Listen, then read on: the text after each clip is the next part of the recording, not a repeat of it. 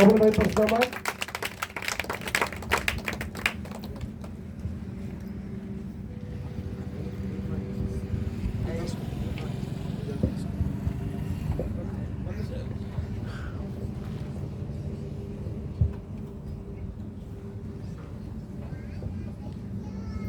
Praise lord. దేవునికి మహిమ కలుగును గాక. ఆమేన్ ఆమేన్. రోమా పత్రిక 11వ అధ్యాయంలో ఒక మాట చూద్దాం.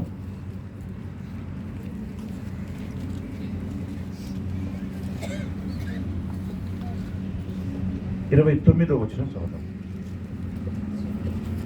ఎలాగనగా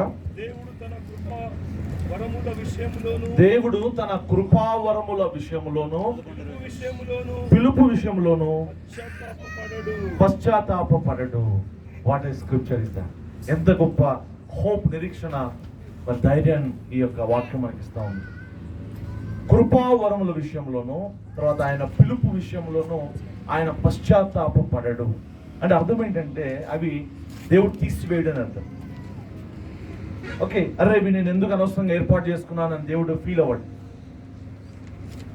సో ఎందుకంటే ఈ యొక్క కృపా వరము, ఈ పిలుపు అనేది మనల్ని బట్టి, మన యొక్క నీతి క్రియలను, మన మంచిని బట్టి జరిగింది కాదు.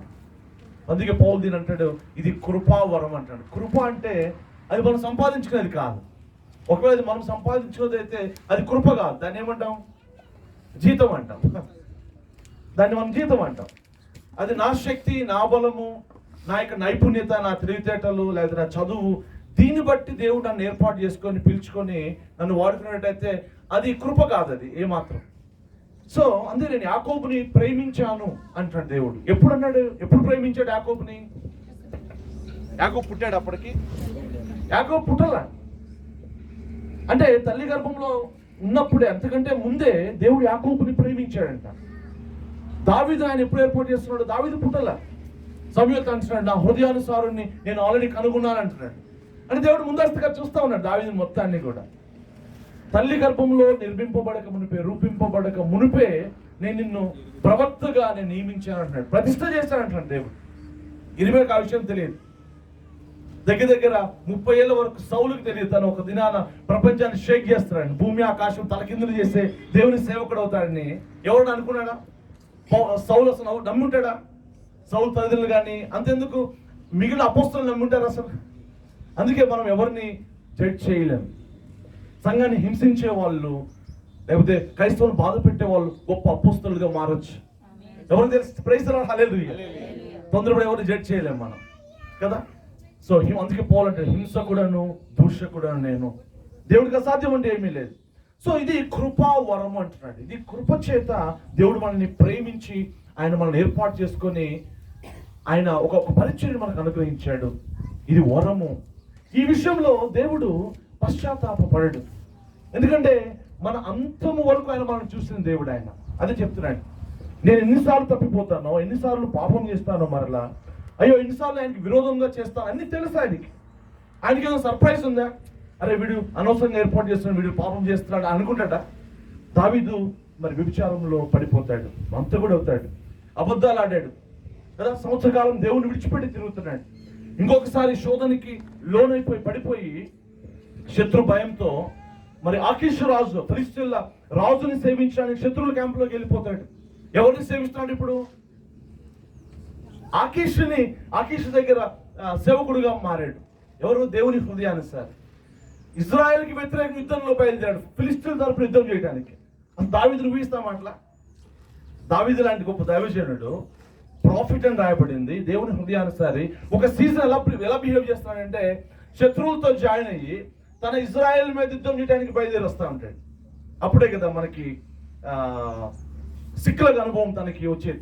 తిరిగి వెనకెళ్ళినప్పుడు అంతా కాలిపోయినప్పుడు దేవుడు మరలా కోల్పోయినంతా ఇస్తాడు.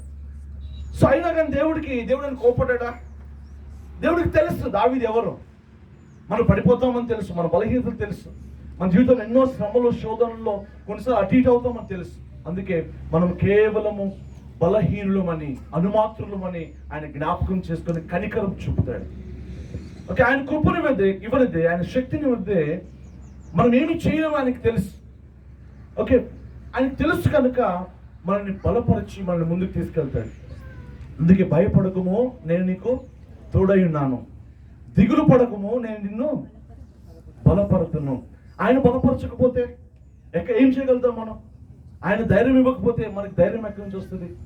సో ఆయన దాసులుగా ఆయన ఏదైతే ఆరంభించాడో మన జీవితాల్లో దాన్ని ముగించడానికి ఆయన సమర్థుడు. ఫిలిప్పీ 1:5-6 అదే రాస్తున్నాడు.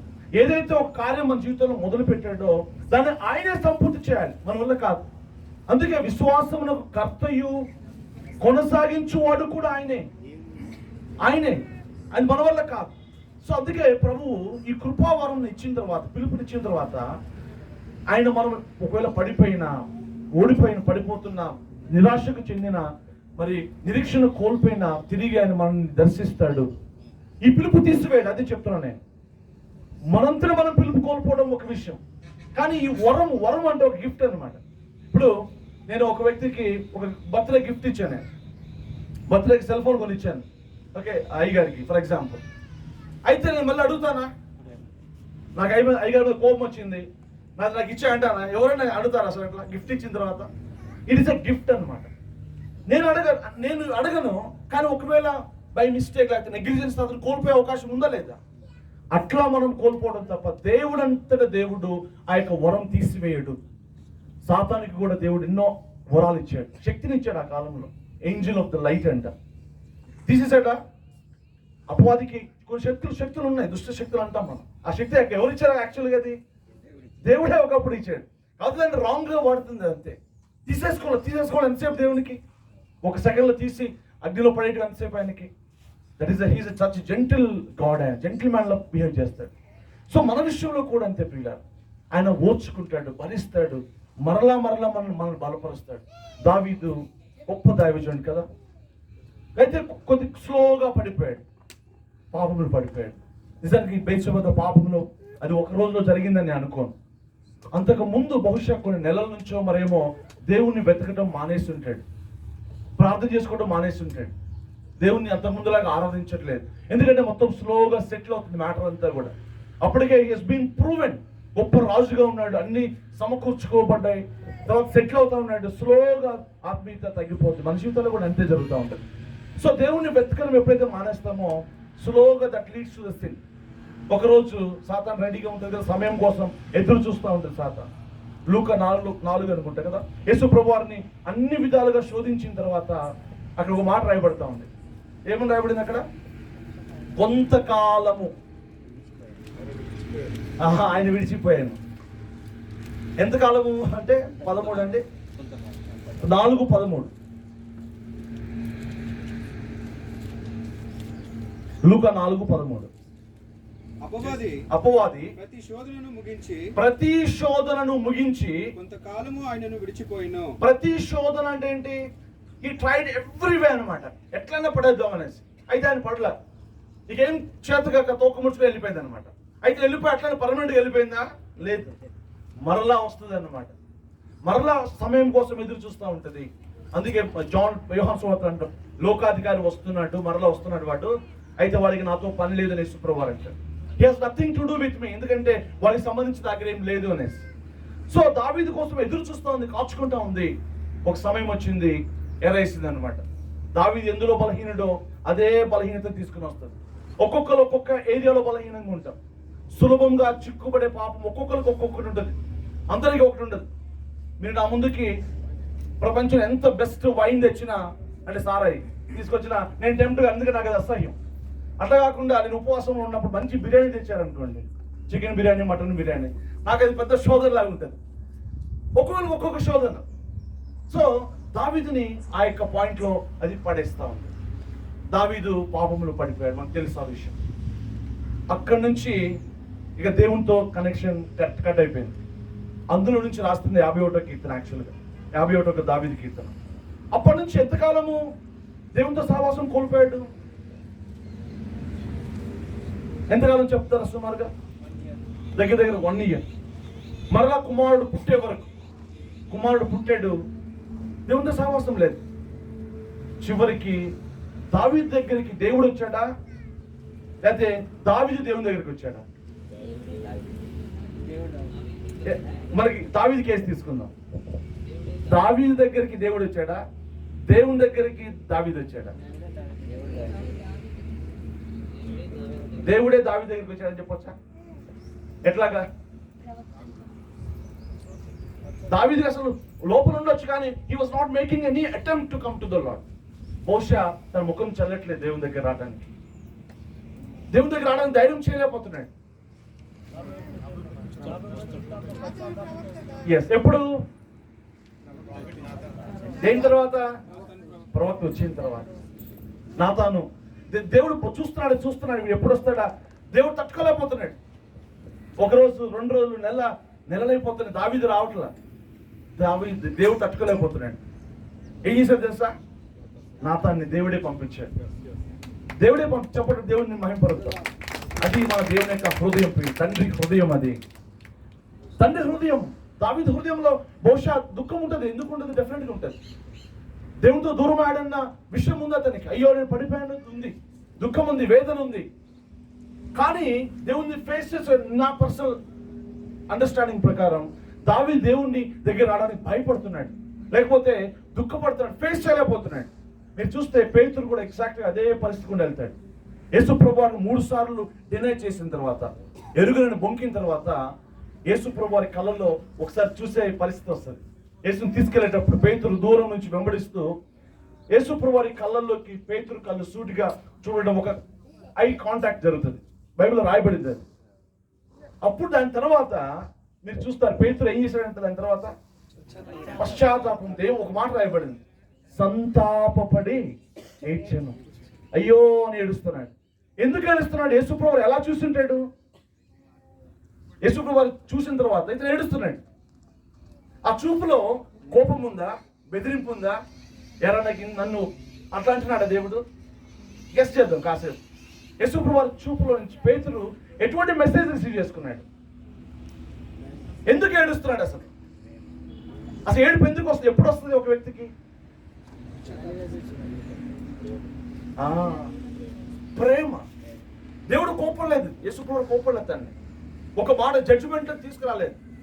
ఆ కళ్ళల్లో మనమైతే ఎట్లా చూస్తాం? ఆ కళ్ళల్లోనే 5-6 కత్తిపోట్లు కూడా చేస్తాం కదా. ఆ కళ్ళ చూపుతో చంపేస్తామండి. గడగడలాడుతున్నాడు మనం చూడాలంటే. యేసు కళ్ళల్లో కోపం లేదు, ద్వేషం లేదు, తీర్పు లేదు. అసలు ఆ కళ్ళల్లో జాలి ఉంది, ఆ కళ్ళల్లో ప్రేమ ఉంది, కనికరం ఉంది. ఆ కళ్ళలో మెసేజ్ పాస్ చేస్తున్నాడు.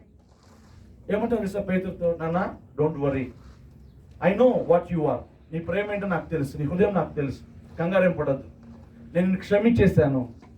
ఆ కళ్ళల్లో ఎంతో గొప్ప మెసేజ్ వెళ్ళింది పేతురికి. అందుకే రోమపత్రిక 2:4 ఒక అద్భుతమైన మాట ఉంది, గమనించే ఉంటారు. పశ్చాత్తాపానికి దేవుని అనుగ్రహము, అదే అండి, దేవుని యొక్క కోపము కాదు, దేవుని యొక్క ఉగ్రత కాదు, అక్కడ రాయబడింది దేవుని యొక్క ప్రేమ, అనుగ్రహం, గ్రేస్. యాక్చువల్గా దేవుని యొక్క ప్రేమ ఎప్పుడైతే ఒక వ్యక్తి తాకుతాడో అతను ఏం కలిగిద్దంట? పశ్చాత్తాపము. ఒక పాపాత్మురాలైన స్త్రీ, ఆవిడ పేరేంటంటే ఏం రాయబడింది? పాపాత్మురాలైన స్త్రీ యేసు దగ్గరికి రాగానే, యేసును ముట్టగానే ఒక అద్భుతం జరుగుతుంది. ఏం జరుగుతుంది? ఏడుస్తూ ఉంది ఆవిడ, కళ్ళమ్మ నీళ్ళు వస్తూ ఉన్నాయి. ఎందుకు ఏడుస్తుంది ఆవిడ? యేసు ప్రభువుకి ఏమన్నా అన్నారా? కొట్టారా? తిట్టారా? ఎవరైనా అన్నారా? యేసును తాకగానే, యేసు సన్నిధిలోకి రాగానే, ఆయన ముట్టగానే ఒక అద్భుతం జరుగుతుంది. ఏమి రిసీవ్ చేసుకుంది తెలుసా? క్షమాపణ. యేసు ప్రభువు కనికరము, ప్రేమ. పక్కన సీమోను, మిగిలిన వాళ్ళందరూ కూడా వారి కళ్ళలోంచి ఏమవుతుంది తెలుసా? కోపము. ఈవిడి పాపాత్మైన స్త్రీ, తీర్పులు పొడుస్తా ఉన్నారు అందరు, లోకమంతా. యేసు ప్రభువు పొడవట్ల. పాపాత్మరాలైతాం నిజమే, అందరికి పెద్ద ముద్రే ఉంది, కానీ జీసస్ ఈజ్ టోటలీ డిఫరెంట్. ఆయన యుద్ధ ప్రేమ, కనికరము, కృప, దయ, వాత్సల్యత. హీస్ అ ఫాదర్, తండ్రి ఆయన. అందుకే ఆయన పేరు యెషయా నిత్యుడుగు తండ్రి అని. యేసుని తండ్రిగా ఎరగటం. దావీదు 1 year స్ట్రగుల్ అవుతా ఉన్నాడు దేవుని దగ్గర రావడానికి. అయితే దేవుడు అర్థం చేసుకొని నాతాన్ని పంపిస్తాడు. నాతాను వచ్చి మాట్లాడగానే ఇమ్మీడియట్గా దావీదు రెస్పాన్స్ ఏంటి? దానికోసమే ఎదురు చూస్తున్నట్టుగా ఉన్నాడు దావీదు. వెంటనే ఒక్క సెకండ్లోనే ఆయన సింగర్, అవును అంటాడు. అవును నేను పాపిని అనగానే ఇమ్మీడియట్గా వాట్ ఈస్ ద రెస్పాన్స్ దేవుడి నుంచి? వెరీ నెక్స్ట్ సెకండ్ ఒకటి రాయబడింది. ఎవరైనా చెప్పగలుగుతారా? యవనస్తులు ఇమ్మీడియట్ గా దావీదు ఎప్పుడైతే అవును అని ఒప్పుకోగానే, అవును నేను పాపని అనగానే, నీ పాపము క్షమించబడి అని రాశాడు. దేవుడు వెంటనే, దేవుడు కూడా రెడీగా ఉన్నాడు ఆ మాట అంటాను. దావీదు ఎప్పుడు అంటాడు, నేను ఇంకా రెడీగా ఉన్నాను తొందరపడటానికి. తప్పైన కుమారుడు వస్తున్నాడు, ఎవరు పరిగెత్తారు? తండ్రి కుమారుడు? ఎందుకు తండ్రి పరిగెత్తాలి? వస్తాడు రాని చూద్దాం అనుకుంటున్నాడా? తండ్రి ఎందుకు పరిగెత్తుకుంటూ వచ్చాడు? ఎదురు చూస్తున్నాడు. అసలు తండ్రి కుమారుడు వస్తున్న సంగతి తండ్రికి ఎలా తెలిసింది? ఆ ఒక్కరోజు ఎదురు చూస్తున్నాడా? ప్రతిరోజు ఎదురు చూస్తున్నాడు. ఆయన బిల్డింగ్ పై నుంచి దూరం నుంచి నా కొడుకు వస్తున్నాడేమో అని ఎదురు చూస్తున్నాడు. ఎన్ని రోజుల నుంచి, నెలల నుంచి ఎదురు చూస్తున్నాడో తెలియదు. బహుశా ఇక్కడ ఉన్న ఎవరన్నా కోసం బహుశా తండ్రి అలా కొద్ది రోజుల నుంచి ఎదురు చూస్తున్నాడేమో. నా కోసం కొన్ని రోజులు, ఆయన నెలలు, సంవత్సరం అంతా ఎదురు చూశాడు. MBA చదివేటప్పుడు ప్రభు నమ్ముకున్న తర్వాత, చదువు కోసం వెళ్ళిన తర్వాత లోకంలో కలిసిపోయాడు. 2 సంవత్సరాలు పూర్తిగా దేవుని విడిచిపెట్టి లోకంలో తిరుగుతా ఉన్నా. ఈ 2 సంవత్సరాలు నా కోసం నా ప్రభు ఆ యొక్క మేడ మీద నుంచి ఎదురు చూస్తానే ఉన్నాడు.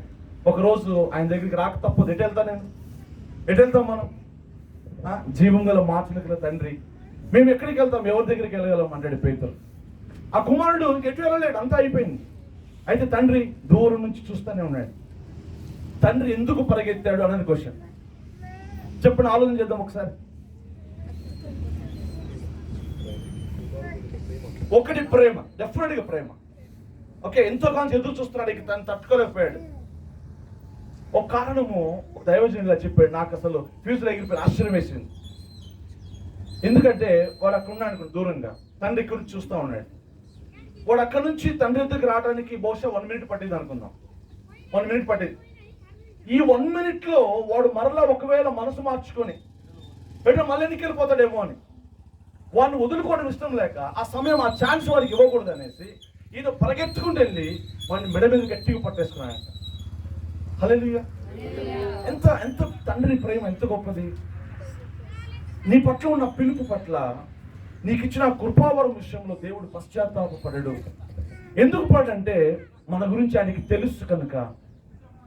నేను ద్వేషించి, నేను తీర్పు తీర్చి, నేను కొట్టివేయడానికి ఆయన లేడు. యేసుప్రభు నశించిన దాన్ని వెతికి రక్షించడానికి నేను వచ్చాను. నిన్ను బలపరిచి, నేను దిగులు పడద్దు, నేను బలపరుస్తాను, నిన్ను నిలబెడతాను. నేను I will make use of you. నిన్ను ఒక నూర్పెడి, ఏమంటాం, న్యూ థ్రెషింగ్ స్లెడ్జ్, నూర్పెడి యంత్రం నేను చేస్తాను. అట్లా అంటే ప్రభు చేస్తాడు అది. సో మనము బహుశా ఏ స్థితిలో ఉన్నాం సరే, దేవుడు ఈరోజు ఒక మాట గుర్తు చేస్తున్నాడు. నీ పిలుపు విషయంలో నేను నేను బాధపడలేదు, డోంట్ వరీ, నేను మరలా నూతన పరుస్తాను. ఇర్మియా అంటున్నాడు, ప్రభువా అసలు నువ్వు నాతో ఉన్నావా? నేను నిన్ను వెంబడించుట, నువ్వు నాకు ఎండమావులా ఉన్నావు. ఇర్మియా చాలా దుఃఖపడుతున్నాడు, వేదన పడుతూ ఉన్నాడు. దేవుని మీద కొంచెము అనుమానం వ్యక్తం చేస్తున్నాడు ఇర్మియా. 10వ అధ్యాయం చూస్తాం. దేవుడు అంటున్నాడు, నువ్వు అట్లా మాట్లాడొద్దు, నువ్వు నా వైపు తిరిగితే నేను నీ వైపు తిరుగుతాను, and I will restore you అంటున్నాడు. 15-19 ఒక్కసారి చూద్దాం. కాబట్టి యెహోవా ఇలాగ సెలవిచ్చెను, నీవు నా తట్టు తిరిగిన ఎడల నువ్వు నా సన్నిధిని నిలిచినట్లు నేను నిన్ను తిరిగి రప్పింతును. అలాగే ఏవి నీచములో ఏవి ఘనములో నీవు గుర్తుపట్టిన ఎడల. ఏంటి ప్రాబ్లం ఇప్పుడు? ఇర్మియా ప్రాబ్లం ఏంటి ఇక్కడ? ఎందుకు దేవుడు ఇర్మియాతో మాట అంటున్నాడు? ఇర్మియా చేసిన తప్పేంటి ఇక్కడ? ఇర్మియా ఈజ్ అ వీపింగ్ ప్రాఫిట్. అతను ఇర్మియా అంటే ఏమంటావు, ఏడుస్తూ ఉండే విలపించు ప్రవక్త. నిజంగా ఇశ్రాయేలు ఎంతగానో ప్రేమించాడు, దేవుని పిలుపు ఉంది, గొప్ప ప్రవక్త అతను, one of the great profits in the old testament. ఎందుకు దేవుడు నువ్వు నా వైపు తిరగాలి? ఏవి నీచములో ఏవి ఘనములో నువ్వు గుర్తుపట్టాలంటున్నాడు. ఏవి నీచములు, ఏం చేశాడు తను, ఏం పాపం చేశాడు? ఆ చాప్టర్ అంతా చదివితే ఇర్మియా నోట్లోంచి కొన్ని అన్బిలీఫ్ వర్డ్స్ వస్తూ ఉన్నాయి, కొన్ని అనుమానపు మాటలు వస్తున్నాయి. ప్రభువా నువ్వు అసలు ఉన్నావా? ఎక్కడ ఉన్నావు? నువ్వేమో వాక్యం చెప్పమంటావు, నేను వెళ్ళి వాక్యం చెప్తాను, అక్కడ వాళ్ళేమో నన్ను కొడుతున్నారు. ఓకే, నువ్వు నన్ను సేవకు పిలిచావు, వెళ్ళి వాక్యం చెప్తున్నాను, వాళ్ళు నన్ను కొడుతున్నారు, తిడుతున్నారు, నన్ను యాక్సెప్ట్ చేయట్లేదు. సరే నేను చెప్పను వెళ్ళకుండా కూర్చుంటే నీ వాక్యం నా ఎముకల్లో ఎలా ఉందంట? మంట. అది నన్ను కాలుస్తుంది. నేను చెప్పకుండా ఉండలేను. నువ్వు పిలిచావు, నేను చెప్పకుండా ఉండలేను. చెప్తే వాళ్ళు అంగీకరించట్లేదు. అసలు నువ్వు నాతో లేవంటున్నాడు. నువ్వు నాకు ఎండమావులాగా ఉన్నావు అంటాడు. ఇక్కడ ముందు వచ్చిన వాళ్ళు తర్వాత చూద్దాం, టైం లేదు కనుక. నువ్వు నాకు ఎండమావిలాగా ఉన్నావు. కొన్నిసార్లు దేవుని సేవలో, దేవుని బిడ్డలుగా దేవుణ్ణి మనం ఒక ఎండమావిలాగా చూస్తాం. ఎండమావి అంటే ఏంటి? ఎండమావులు అంటే తెలుసా? నీళ్ళు ఉన్నట్టుగా ఉంటది కానీ నీళ్ళు ఉండవు అక్కడ. దేవుడు నిజంగా ఎండమావా మనకి? దేవుణ్ణి ఎండమావి అని పిలుస్తున్నాడు ఇర్మియా. దేవుడికి అక్కడ కోపం వచ్చింది. పిచ్చిగా మాట్లాడుతున్నావు ఇర్మియా, చాలా ఫూలిష్గా మాట్లాడుతున్నావు. నువ్వు ఏవి నీచంలో ఏవి గణంలో నువ్వు గుర్తుపట్టు. నీ మాటలు చాలా జాగ్రత్తగా మాట్లాడాలి. విశ్వాసపు మాటలు మాట్లాడు. ఓకే, నేను ఎప్పుడు విడిచిపెట్టను.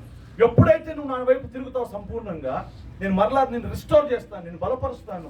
అంటే మనకున్న ప్రెషర్స్లో కొన్నిసార్లు మనం దేవుని మీద అసలు దేవా ఏంటయ్యా నువ్వు ఉన్నావా ఎక్కడో తెలియదు, మన హృదయంలో అయినా కానీ నొచ్చుకుంటాం మనం. దేవుడు అంటున్నాడు అలాంటి మాటలు మాట్లాడద్దు. నువ్వు నా వైపు సంపూర్ణంగా తిరిగి always speak the words of faith. విశ్వాసపు మాటలే మాట్లాడడం. పౌలు అంటున్నాడు నేను విశ్వసించి కనుక నేను మాట్లాడితే. పౌలు మాటలు ఎప్పుడు ఎలా ఉంటాయంట? విశ్వాసపు మాటలే. ఏ ప్రెషర్లు అయినా ఏ సమస్యలైనా పౌలు యొక్క మాట ఎంత ప్రోత్సాహకరంగా ఆశీర్వాదకరంగా ఉన్నాయంటే ఒక మాట చూస్తాను నేను. 2 కొరింథీ పత్రిక 4వ అధ్యాయము. సిమిలర్ కండిషన్స్ పౌలు కూడా వచ్చాయి. ఇర్మియా ఏమో దేవుణ్ణి ఎండమావి అంటే పౌలు ఏమన్నాడు చూద్దాం. 4వ అధ్యాయం 8వ వచనం. ఎటు పోయినను శ్రమ పడుచున్నను, ఇరికించబడిన వారము కాము, అపాయములో ఉన్నను కేవలం ఉపాయం లేని వారము కాము, తరమబడుచున్నను దిక్కులేని వారము కాము, అయ్యో పడద్రోయబడుచున్నను నశించిపోలేదు. అంటే అర్థం ఏంటి ఇక్కడ? ఈ పాయింట్ ఎంత వాట్ ఏ బ్యూటిఫుల్ ప్యాసేజ్ అండి ఇది. చాలా కఠినమైన పరిస్థితులు వెళ్తాడు పౌలు. బట్ గాడ్స్ సావర్నిటీ కనపడుతుంది అక్కడ. దేవుని యొక్క సార్వభౌమాధికారం కనపడుతుంది. ఎటు పోయినా శ్రమే, కానీ ఇరికించబడే పరిస్థితి లేదు. అంటే మనం కార్నర్ చేసే ఫిక్స్ చేసే శక్తి సాతానికి దేవుడు ఇవ్వట్ల. శ్రమ అనుమతిస్తాడు కానీ ఆ శ్రమలో నిన్ను ఇరికించట్లేదు. వీఆర్ పర్ప్లెక్స్డ్ కానీ డెస్పైర్ కాదంటే పూర్తిగా నిరాశ కోల్పోయే, నిరీక్షణ కోల్పోయే పరిస్థితి దేవుడికి ఉండదు ఎప్పుడు కూడా. ఎంత ప్రెషర్ ఏ పరిస్థితి వచ్చినా కానీ గాడ్ ఈజ్ ఇన్ కంట్రోల్. ఆయన ఒక మార్గం నేను తప్పించే మార్గం ఉంది. ఎన్నో శ్రమ తర్వాత చాలా మాటలు రాస్తాడు, ఎన్ని శ్రమ గుండా వెళ్ళాడో కానీ దేవుడు మరణానికి అప్పగించలేదు. ఒకసారి చూద్దాం ఆ మాట కూడా. 2 కొరింథీ 1వ అధ్యాయము 8వ వచనం. 8, 9, 10. సహోదరులారా, మీకు తెలియకుండా ఉండడం నాకు ఇష్టం లేదు. అదేదనగా నమ్మకం లేక మా శక్తికి మించిన అత్యధిక భారం వల్ల కృంగిపోతిమి. పౌలు కూడా కృంగిపోయిన పరిస్థితి ఉందంట పిల్లలు. అత్యధికమైన శ్రమ భారం గుండా మేము వెళ్ళాము. అసలు మా శక్తికి మించినట్టుగా కనపడుతుంది మాకు కొన్నిసార్లు. ఆ సమయంలో కొంత కుంగుదల కూడా వచ్చింది నాకు. అయితే మృతులను లేపు దేవుని యందే గాని, ప్రైజ్ ది లార్డ్, అయినను మృతులను లేపు దేవుని యందే కానీ మా యందే మేము నమ్మిక ఉంచకుండునట్లు మరణమగుదుమను నిశ్చయము మట్టుకు మాకు కలిగి ఉండెను. మరణమగుదుమను నిశ్చయం అంటే దేవుడు ఎన్నోసార్లు పౌల్ లైఫ్ లో మరణానికి అప్పగించిన పరిస్థితులు వచ్చాయి. ఇంకా మేము నిశ్చయంగా మరణిస్తామన్న పరిస్థితి వచ్చింది కానీ మరణం రావట్లేదు తనకి. అంటే దేవుడు ఒక విషయాన్ని పౌలుకి అనుభవపూర్వకంగా నేర్పిస్తున్నాడు. ఏమని? మృతులను సజీవులుగా చేయువాడు ఆయన, లేనివాడు ఉన్నట్టుగా పిలిచేవాడు ఆయన అన్న విషయాన్ని పౌలుకి అనుభవంలోనే తీసుకొస్తున్నాడు త్రూ హిజ్ ఎక్స్పీరియన్సెస్. ఒక దైవజనుడు ఒక ఎక్స్పీరియన్స్ కూడా వెళ్తే తప్ప ఆ యొక్క మెసేజ్ని ఇతరులకు చెప్పలేడు. ఆ మాటలో వెయిట్ ఉండదు. ఇక ఈ ప్రాంతాల్లో మీరు మాట్లాడితే ఉన్న వెయిట్ అటువైపు మా సైడ్ ఉన్న దైవజనం చెప్తే వాళ్ళ వెయిట్ ఉండదు. ఎందుకంటే మీ మాటల్లో ఏముందంట? ఎక్స్పీరియన్స్ ఉంది. మీ మాటల్లో ఒక అనుభవం ఉంది, ఒక శ్రమ అనుభవం ఉంది, ఒక ప్రెషర్ ఉంది. ఓకే, మీరేం చెప్పినా ఇట్ హ్యాస్ వాల్యూ, దానికి వెయిట్ ఉంటుంది దానికి. ఇంకొక రీజన్ చెప్తాడు. 1వ అధ్యాయము 4వ వచనం కూడా చూద్దాం. అదే అధ్యాయం 4వ వచనం. దేవుడు మమ్మను ఏ ఆదరణతో ఆదరించుచున్నాడు, దేవుడు మమ్ములను ఏ ఆదరణతో ఆదరించుచున్నాడో ఆదరణతో ఆ ఆదరణతో ఎట్టి శ్రమలలోను ఎట్టి శ్రమలలోను ఉన్నవారినైనను శక్తి గల వారమగునట్లు వారిని ఆదరించడానికి శక్తి గల వారమగునట్లు ఆయన మా శ్రమ అంతటిలో ఆదరించుచున్నాడు. మమ్మల్ని ఆదరించుచున్నాడు. సో పౌలు వెళ్తున్న శ్రమకు ఒక కారణం ఉంది, ఆ యొక్క ఆదరణకు ఒక కారణం ఉంది. ఎందుకు? ఆ శ్రమ గుండా వెళ్ళే వారిని ఓదార్చడానికి, ఆదరించడానికి. సో దేవుడు మృతులను సైతం లేపగలవాడు అన్న విషయాన్ని పౌలు అనుభవపూర్వకంగా దేవుడు నేర్పుతున్నాడు. తద్వారా ఏం జరిగింది? ఒక అద్భుతం జరుగుతుంది. 10వ వచనం చదువుతాం మళ్ళీ అదే అధ్యాయం. ఆయన గొప్ప మరణం నుండి మమ్మల్ని తప్పించెను, మమ్మల్ని తప్పించెను, ఇక ముందుకును తప్పించును. దీని ద్వారా ఏం జరుగుతుంది? కింద రాయబడతా ఉంది. మరియు మా కొరకు ప్రార్థన చేయడం వలన మీరు కూడా సహాయం చేయుచుండగా ఆయన ఇంకా ముందుకును మమ్మల్ని తప్పించునని ఆయన యందు నిరీక్షణ గలవారమై ఉన్నాము. అందువలన ఇది ఇంపార్టెంట్ అండి, ఇది రీజన్. అందువలన అనేకుల ప్రార్థన ద్వారా మాకు కలిగిన కృపావరము కొరకు అనేకుల చేత మా విషయమై చెల్లింపబడును. దేవునికి ఏమవుతుందంట? వీటన్నిటి ద్వారా దేవునికి ఏమవుతున్నాయి? మహిమ. Praise the Lord. దేవునికి కృతజ్ఞతాస్తుతులు చెల్లించబడుతూ ఉన్నాయి. Hallelujah, praise the Lord. Final గా పర్పస్ ఏంటంటే దేవునికి కృతజ్ఞతాస్తుతులు, మహిమ చెల్లుతుంది ద్వారా. So we have a great hope. ఆయన సేవించడంలో గొప్ప నిరీక్షణ మనకు ఉంది. ఈ పిలుపు విషయంలో మనము షేక్ అవ్వచ్చు, పడిపోవచ్చు, లెగవచ్చు, కానీ దేవుడు నమ్మదగిన వాడు. ఆయన మనకి యాంకర్ గా ఉంటాడు. యాంకర్ అంటే ఏమంటాం? లంగర్ వల్లే. ఆయన లంగర్ వల్లే ఉంటాడు. మనము అటు ఇటు కొట్టుకుపోకుండా ఆయన కాపాడుతాడు మనల్ని. ఆయన ఏదైతే మొదలు పెట్టాడో దాని చివరి వరకు మనం నిలబెడతాడు. దావీదుని దగ్గరికి ఆయనే వెళ్ళి దావీదుని ఓదారుస్తున్నాడు, క్షమించాడు. అందులో నుంచి వచ్చిందే 51వ కీర్తన. దేవుడు ఎంతగానో మరి దాన్ని మరలా బలపరుస్తాడు. దేవుడు హృదయానుసారి అన్నాడా లేదా? ఎప్పుడన్నా బయలువే చెప్పండి, ఎప్పుడన్నాడు? ఈ పాపానికి ముందా తర్వాతనే? Hallelujah, praise the Lord. Okay, so ఈరోజు ఇందాక తిమోతి గురించి మనము ఒక మాట చూసాం. తిమోతిలో నిన్ను గూర్చియు నీ బోధ మిగిలింది. యాక్చువల్లీ అది నా సబ్జెక్ట్ యాక్చువల్గా ఈరోజు. కానీ దేవుడు నాకు ఎందుకో ఈ కొద్దిసేపు ఈ విషయాలు మాట్లాడమని ప్రేరేపణ వచ్చింది కాబట్టి ఇది మాట్లాడాను. బోధ మిగిలిపోయింది. ఇప్పుడు అసలు బోధలో ఏ విషయాలు మనము చూద్దాం.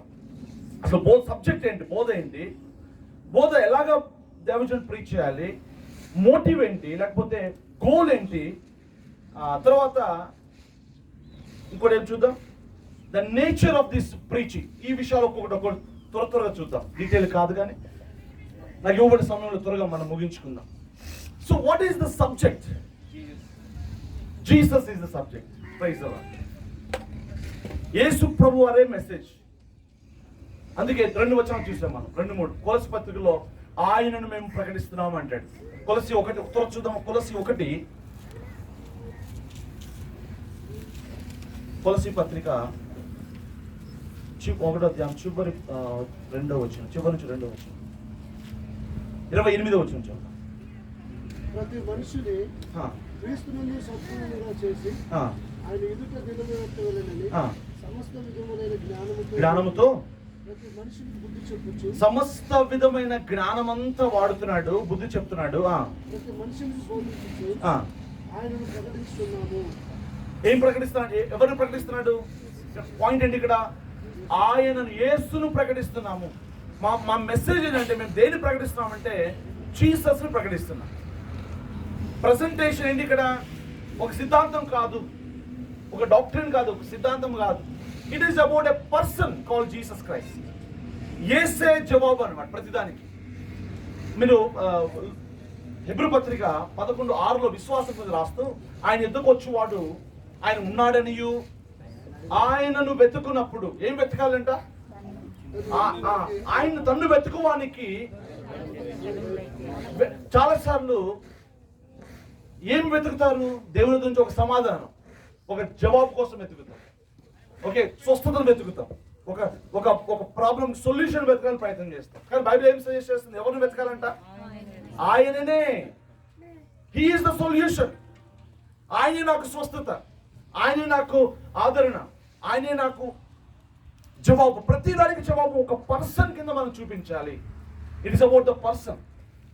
గలతీ పత్రిక 1 ఇంగ్లీష్లో, తెలుగులో లేదు కానీ గలతీలో 1:11-12 ఏముందంటే గాస్పెల్ గురించి ఈ మాట రాస్తున్నాడు. Gospel is the revolution of Jesus Christ.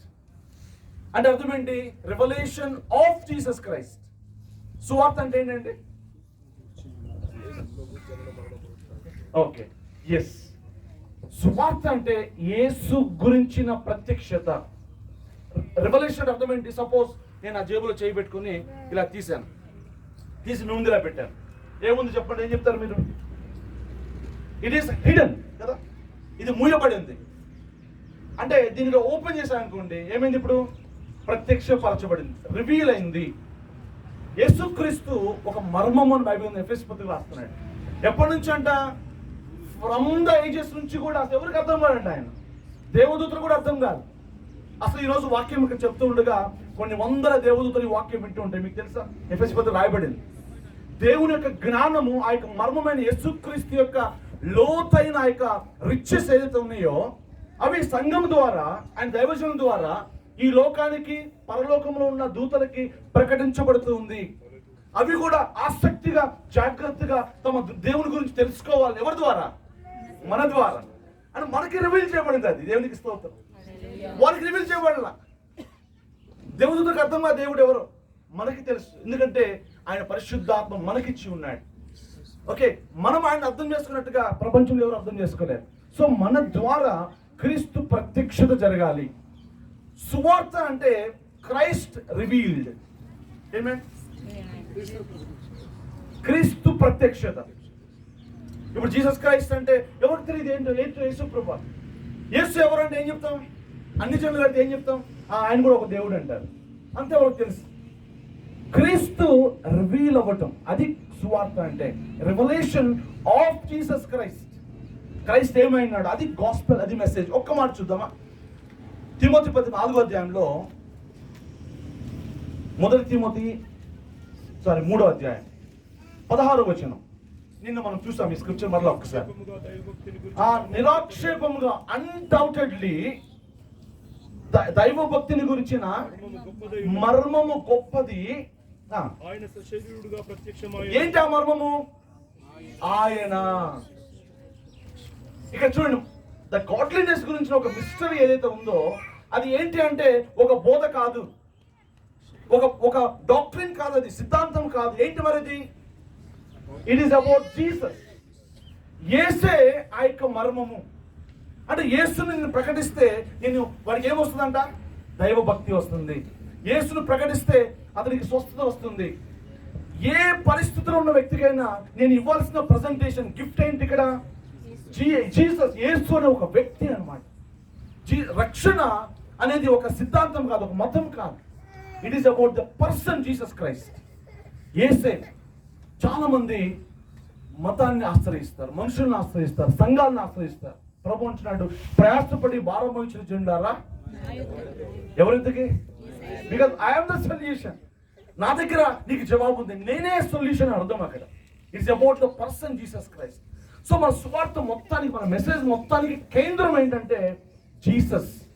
యేసు చేసిన పనులు కూడా కాదు. 3వ అధ్యాయము కీర్తన 7వ వచనంలో చూస్తే అనేకులు, ఇజ్రాయెల్ అందరికీ దేవుడు తన క్రియలు కనపరుస్తూ వచ్చాడు.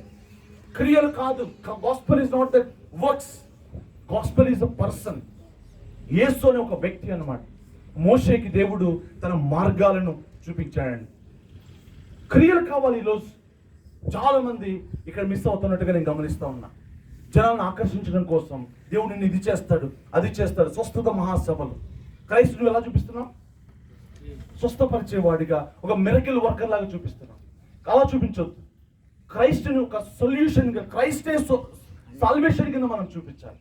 అప్పుడు వాడికి స్వస్థత వచ్చినా రాకపోయినా ఏమొస్తుంది? వాడికి రక్షణ వస్తుంది కనీసం. హల్లెలూయా, ప్రైజ్ ది లార్డ్. ఎందుకు క్రీస్తును ప్రకటించాలి? రక్షణ కొరకు ప్రకటించాలి.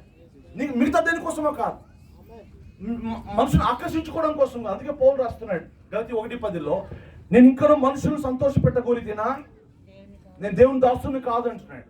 My motive, my goal is not to please the people. నేను వాక్యం చెప్తూ ఉండగా పళ్ళు కొరుకుతారు కొద్దిమంది. స్టెఫను మాట్లాడుతున్నప్పుడు వాక్యము ఏం చేస్తారు వాళ్ళంతా? పళ్ళు కొరుకుతున్నారు కోపంతో, చివరికి చంపేస్తారు. It's okay. అదే పేతురు పరిశుద్ధాత్మతో ప్రేరేపించబడి వాక్యం చెప్తూ ఉన్నప్పుడు వాళ్ళ హృదయాలు గుచ్చబడ్డాయి, కొద్దిమంది హృదయాలు. అదే వాక్యము, అదే పరిశుద్ధాత్మ కార్యము, కొద్దిమంది పళ్ళు నూరుతున్నారు, కొద్దిమంది హృదయాలు పొడవబడి గుచ్చబడతా ఉంది. Praise the lord. వీళ్ళు రక్షించబడే వాళ్ళు ఉన్నారు, రక్షించకుండా వెళ్ళే వాళ్ళు కూడా ఉన్నారు. It's okay. అర్థమవుతుందా? సో యేసుక్రీస్తు వారే సొల్యూషన్, ఆయనే సువార్త. That is the message, that is the subject, nothing else అన్నమాట. తర్వాత మొదటి కొరింథీ పత్రికలో, మొదటి కొరింథీ రాసిన పత్రిక పౌలు చక్కటి మాటలు మాట్లాడుతున్నాడు ఇక్కడ సువార్త గురించి. 1వ అధ్యాయము 17వ వచనం. బాప్తిసం ఇచ్చుటకు క్రీస్తు నన్ను పంపలేదు గాని, బాప్తిస్మం ఇచ్చుటకు క్రీస్తు నన్ను పంపలేదు కానీ క్రీస్తు యొక్క శిలువ వ్యర్థం కాకుండానట్లు, క్రీస్తు యొక్క శిలువ వ్యర్థము కాకుండానట్లు, వాక్చాతుర్యం లేకుండా, వాక్చాతుర్యము లేకుండా సువార్త ప్రకటించుటకై ఆయన నన్ను పంపెను. ఇంకా గురించిన వార్త నశించుచున్న వారికి వెరితనం గాని, సిలువను గురించిన వార్త నశించున్న వెరితనం కానీ, రక్షించబడుచున్న మనకు దేవుని శక్తి, దేవుని యొక్క శక్తి. ఇక్కడ చూస్తే క్లవర్నెస్ ఆఫ్ ద స్పిరిట్, వాక్చాతుర్యంతో నేను సువార్తని ప్రకటించకూడదు. సువార్తలో ఎప్పుడైతే వాక్చాతుర్యము, చమత్కారము, కల్పనా కథలు, పిట్ట కథలు, లేకపోతే మనుషులను ఆకర్షించే మెథడాలజీ, బైబిల్ కాలేజ్లో నేర్పుతారు ఇవన్నీ కూడా ఎలా ప్రీచ్ చేయాలని. It's not a method. Okay, ఈ మెథడాలజీ వాడితే ప్రాబ్లం ఏంటి? నా తీయటి జ్ఞానం, తీయటి మాటలు మనుషులను ఆకర్షించుకోవడానికి, మనుషులను నవ్వించుకోవడానికి, గుంపులుగా చేసుకోవడానికి నేను కనుక నా తెలివిని వాడితే, నా టెక్నాలజీని వాడితే, ల్యాప్టాప్లు వాడితే, లేకపోతే ఏమంటాం ఒక ప్రొసీజర్ను వాడితే వచ్చే సమస్య ఏంటంటే సిలువ వ్యర్థమైపోతుంది. అక్కడ సిలువ లేదు అక్కడే. అందుకే పౌలు అంటున్నాడు, ఈ సిలువ వ్యర్థం కాకుండా ఉండాలంటే నేను ఇవన్నీ వాడను. నేను మరి ఎలా ప్రీచ్ చేస్తావు పౌలు నువ్వు అంటే, అదే అధ్యాయం 2వ అధ్యాయం రాస్తున్నాడు, 4వ వచనం. 2వ అధ్యాయం 4వ వచనం. మీ విశ్వాసము మనుషుల జ్ఞానం ఆధారం చేసుకొనక, మనుషుల జ్ఞానం అనేది ఒకటి ఉందంట, దాన్ని ఆధారం చేసుకొనక దేవుని శక్తిని ఆధారం చేసుకుని ఉండవలనని నేను మాట్లాడినను, సువార్త ప్రకటించినను, జ్ఞానయుక్తమైన తీయటి మాటలు కాక పరిశుద్ధాత్మయు దేవుని శక్తియు. ఇదంట how to preach this message with the power of the Holy Spirit and with the demonstration of the power of the Holy Spirit. It is not అంటే సిలువ వ్యర్థమైపోతుంది అంటున్నాడు నేను మాట్లాడితే. సిలువ ఎందుకంటే సిలువ మెసేజే ఇక పనిచేసి పోలంటున్నాడు. నేను ఏమీ మీ దగ్గర మాట్లాడలేదు, బట్ ఏం ప్రీచ్ చేశారంట? సిలువను కూర్చిన ఏమంటాడు, సిలువ వేయబడిన క్రీస్తుని గురించి తప్ప నేను మీ దగ్గర మరి ఏమీ మాట్లాడలేదు అంటున్నాడు. అంటే పౌలు ఎక్కడికి వెళ్ళినా తన ప్రీచింగ్ మొత్తం ఏంటి ఒక మాటలో చెప్పాలంటే, పౌలు ప్రీచింగ్ మొత్తం కూడా ప్రతి మెసేజ్కి టైటిల్ ఏమని చెప్పొచ్చు? మనకి మెసేజ్ టైటిల్స్ పెట్టుకుంటాం కదా, మన నోట్స్లో మెసేజ్ టైటిల్ ఒకటి పెట్టుకుంటాం.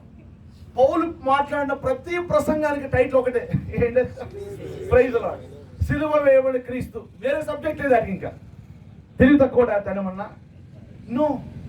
ఎందుకంటే ఆయనకి తెలుసు సిలువల గురించి మాట్లాడితే చాలు, థింగ్స్ మొత్తం జరిగిపోతాయి, అన్ని జరిగిపోతాయి ఆటోమేటిక్గా. సిలువలో సమస్తం జరిగింది. Praise the lord. Yesukristu subject అయితే కనుక థింగ్స్ మొత్తం చేంజ్ అయిపోతాయి. ఇంతకీ యేసు ఎవరు? బైబిల్ ఏమంటే అదే అధ్యాయం రాస్తున్నాడు ఇక్కడ. ఏమంటున్నాడు? 24వ వచనం,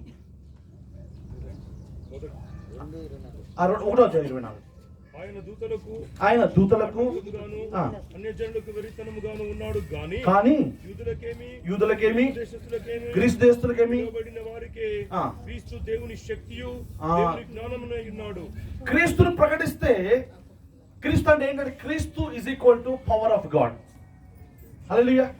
క్రీస్తును ప్రకటిస్తే అక్కడ దేవుని యొక్క శక్తి, వేరే దేవుని శక్తి గురించి మాట్లాడట్లేదు. It is the power of God. ఇంకా it is the wisdom of God.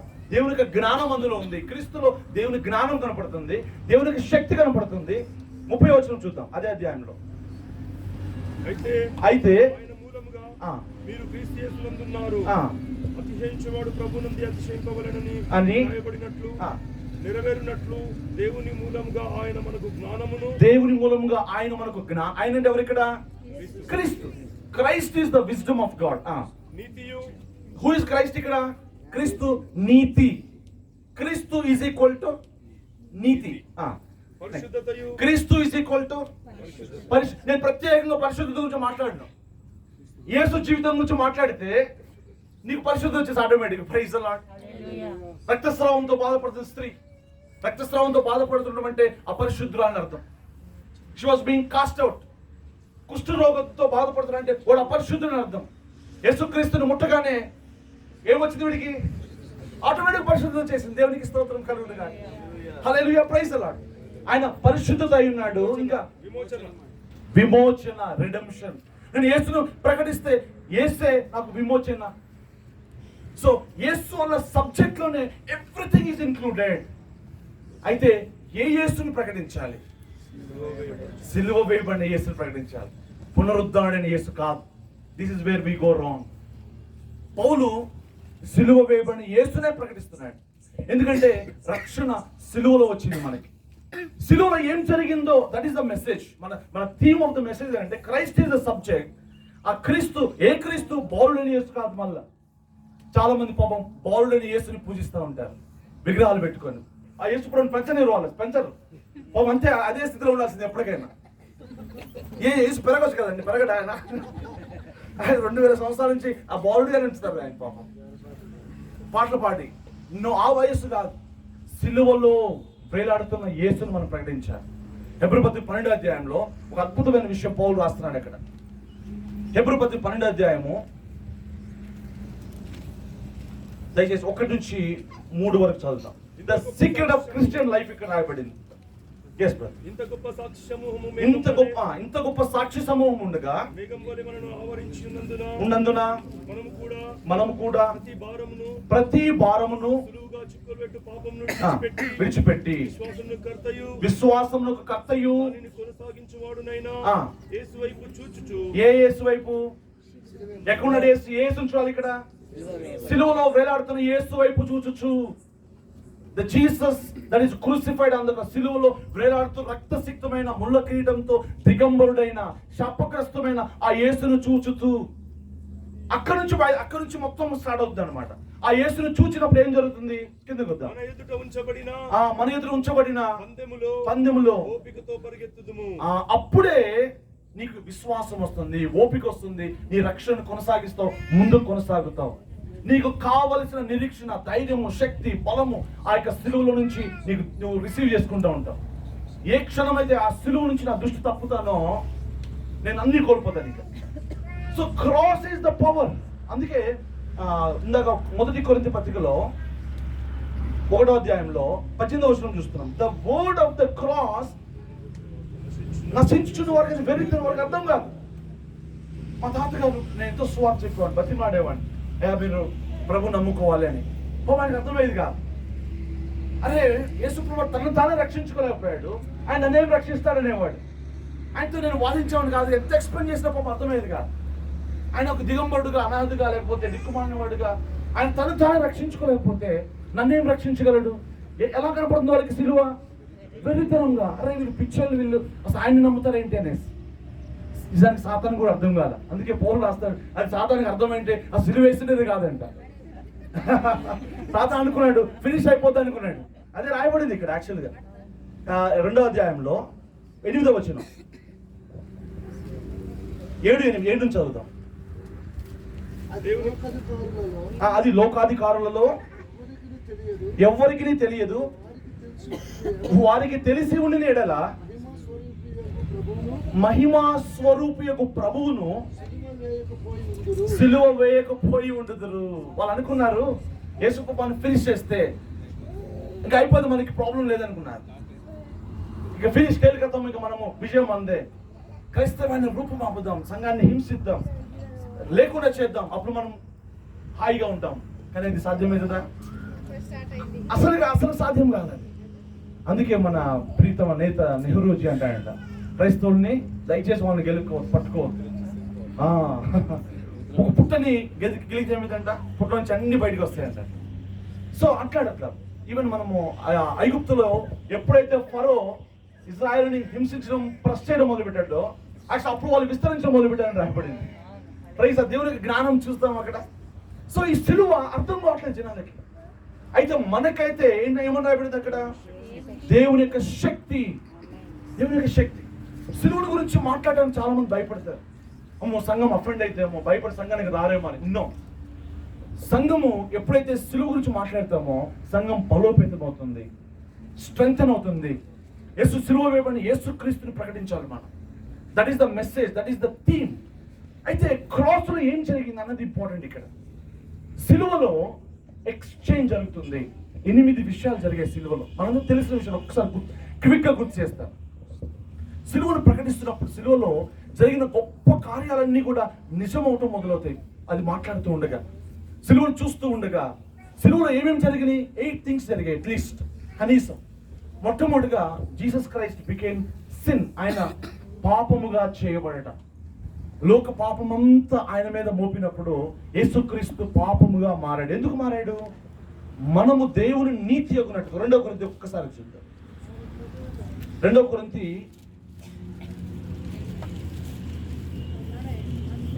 5వ అధ్యాయం 21వ వచనం. ఎందుకనగా మనము ఆయన యందు క్రీస్తునందు దేవుని నీతి అగునట్లు పాపము ఎరుగని ఆయనను మన కోసము ఆయన పాపి కాదు ప్రియులారా, పాపిగా చేయడం కాదు, పాపముగా చేయబడ్డ. He became sin. ఆయన పాపంగా మారాడు. ఎందుకు మారాడు? ఆయన పాపం అయ్యి మనమేమయ్యాము? నీతిమంతులమా? నీతినా? నీతిమంతులు కరెక్టే, కానీ అంతకంటే గొప్పది నీతి.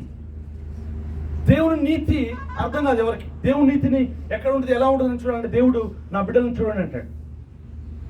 మనము దేవుని నీతిగా మారుట కొరకు యాక్చువల్లీ మైండ్ బాగలింగ్ ఫ్యాక్ట్. ఇది మైండ్ బ్లోయింగ్ అనమాట.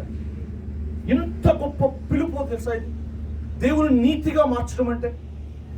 అది జరిగింది సిలువలో. మొట్టమొదటిగా తండ్రికి దూరస్తులం మనం, శత్రువులుగా ఉండి పాపములో బలహీనులుగా ఉన్న మనలను తండ్రికి దగ్గరగా చేయుటకు, తండ్రి కుమారులుగా చేయుట కొరకు యేసు ప్రభువారు తండ్రికి దూరం అయిపోయాడు.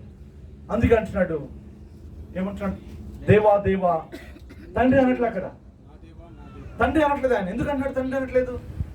కుమారుడు కాదు ఇప్పుడు ఆయన. ఎందుకు కుమారుడు కాదు? పాపం ఆయన మీద మోపబడింది.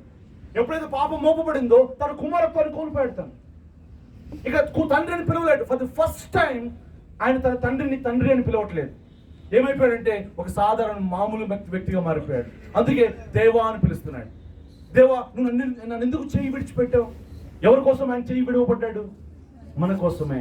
నిన్ను తండ్రికి కుమారునిగా చేయడం కోసం తన కుమారత్వాన్ని కోల్పోయాడు.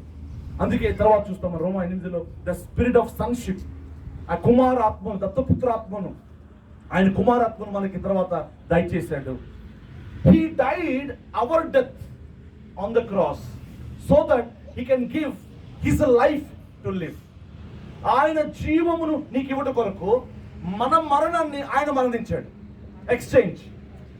మనం చావవలసిన చావు, దిక్కుమాల చావు మంది, శాపగ్రస్తులు మనం. నేను చావవలసిన నరకపు చావుని ఆయన చనిపోయి ఆ పవిత్ర జీవమును, ఆ మహిమగల జీవమును నీకు ఇచ్చాడు. ఎక్స్చేంజ్ అది. లైఫ్ అండ్ డెత్ ఎక్స్చేంజ్ అది. నేను పొందాల్సిన అవమానము, సిగ్గు, లేకపోతే ఏమంటాము సమస్తము ఆయన పొంది ఉన్నాడు. దిగంబరుడిగా ఉన్నాడు ఆయన. అవమానించబడ్డాడు, దూషించబడ్డాడు, ముళ్ళ కిరీటం పెట్టుకొని ఉమ్మ వేశారు ఆయన్ని. నోరు తెరవట్లేదు. ఎవరిది? ఎవరి స్థానం అది? నా స్థానం, నీ స్థానం, ఈ లోకంలో అందరి స్థానం అది. ఎక్స్చేంజ్ జరిగింది. దిగంబరుడిగా మారి మనం కోల్పోయిన యొక్క మహిమ నీతి వస్త్రాన్ని తిరిగి మనకు దయచేస్తున్నాడు. తన నీతిని, తన మహిమను వదిలేసుకొని నిన్ను ఆశీర్వదించిన కొరకు ఆయన శాపగ్రస్తుడిగా మారాడు. లేవికాండంలో చూస్తున్నాం, మ్రాను మీద వేలాడువాడు శాపగ్రస్తుడు. He became a curse that you may become the blessing. ఆయన పొందిన గాయముల ద్వారా నాకు స్వస్థత. అరికాలు మొదలుకొని నడినెత్తి వరకు నాకు స్వస్థత లేదని యెషయా చూస్తున్నా. ఆత్మీయంగాను, శరీరంగాను, నా మానసికంగాను నేను కోల్పోయిన సమస్తమైన అస్వస్థత, రోగములను ఆయన భరించి ఆయన ఆరోగ్యమును, ఆయన రెక్కల కింద ఉన్న ఆరోగ్యమును నాకు దయచేస్తే ఎక్స్చేంజ్ జరిగింది అక్కడ. ఎన్ని జరిగాయి చూసారా? ఇంకేం మిగిలే అక్కడ? ఇంకేమేమి జరిగాయి గుర్తు చేయండి ఎవరైనా. సో నేను ఎప్పుడైతే సిలువని యేసుని ప్రకటిస్తున్నప్పుడు, సిలువ మీద యేసుని, ఈ ఎక్స్చేంజ్ జరుగుతుంది నీ సంఘంలో, మన జీవితాల్లో. నేను ఎప్పుడైతే ఆ యొక్క సిలువని అప్రోచ్ అవుతానో, సిలువలో ఏదైతే ఎక్స్చేంజ్ జరిగిందో అవన్నీ దేవుడు నాకు ఇవ్వడం మొదలు పెడతాడు. ఇక్కడ ఒక వచనం చూస్తాం, భూదిగంత వాసులారా నా వైపు ఏం చేయాలంట? చూసి ఏమైనా చేయమంటున్నాడా? చూచి రక్షణ, చూచి ఒక్కడే మనం చేయాల్సింది, చూడడమే, no works.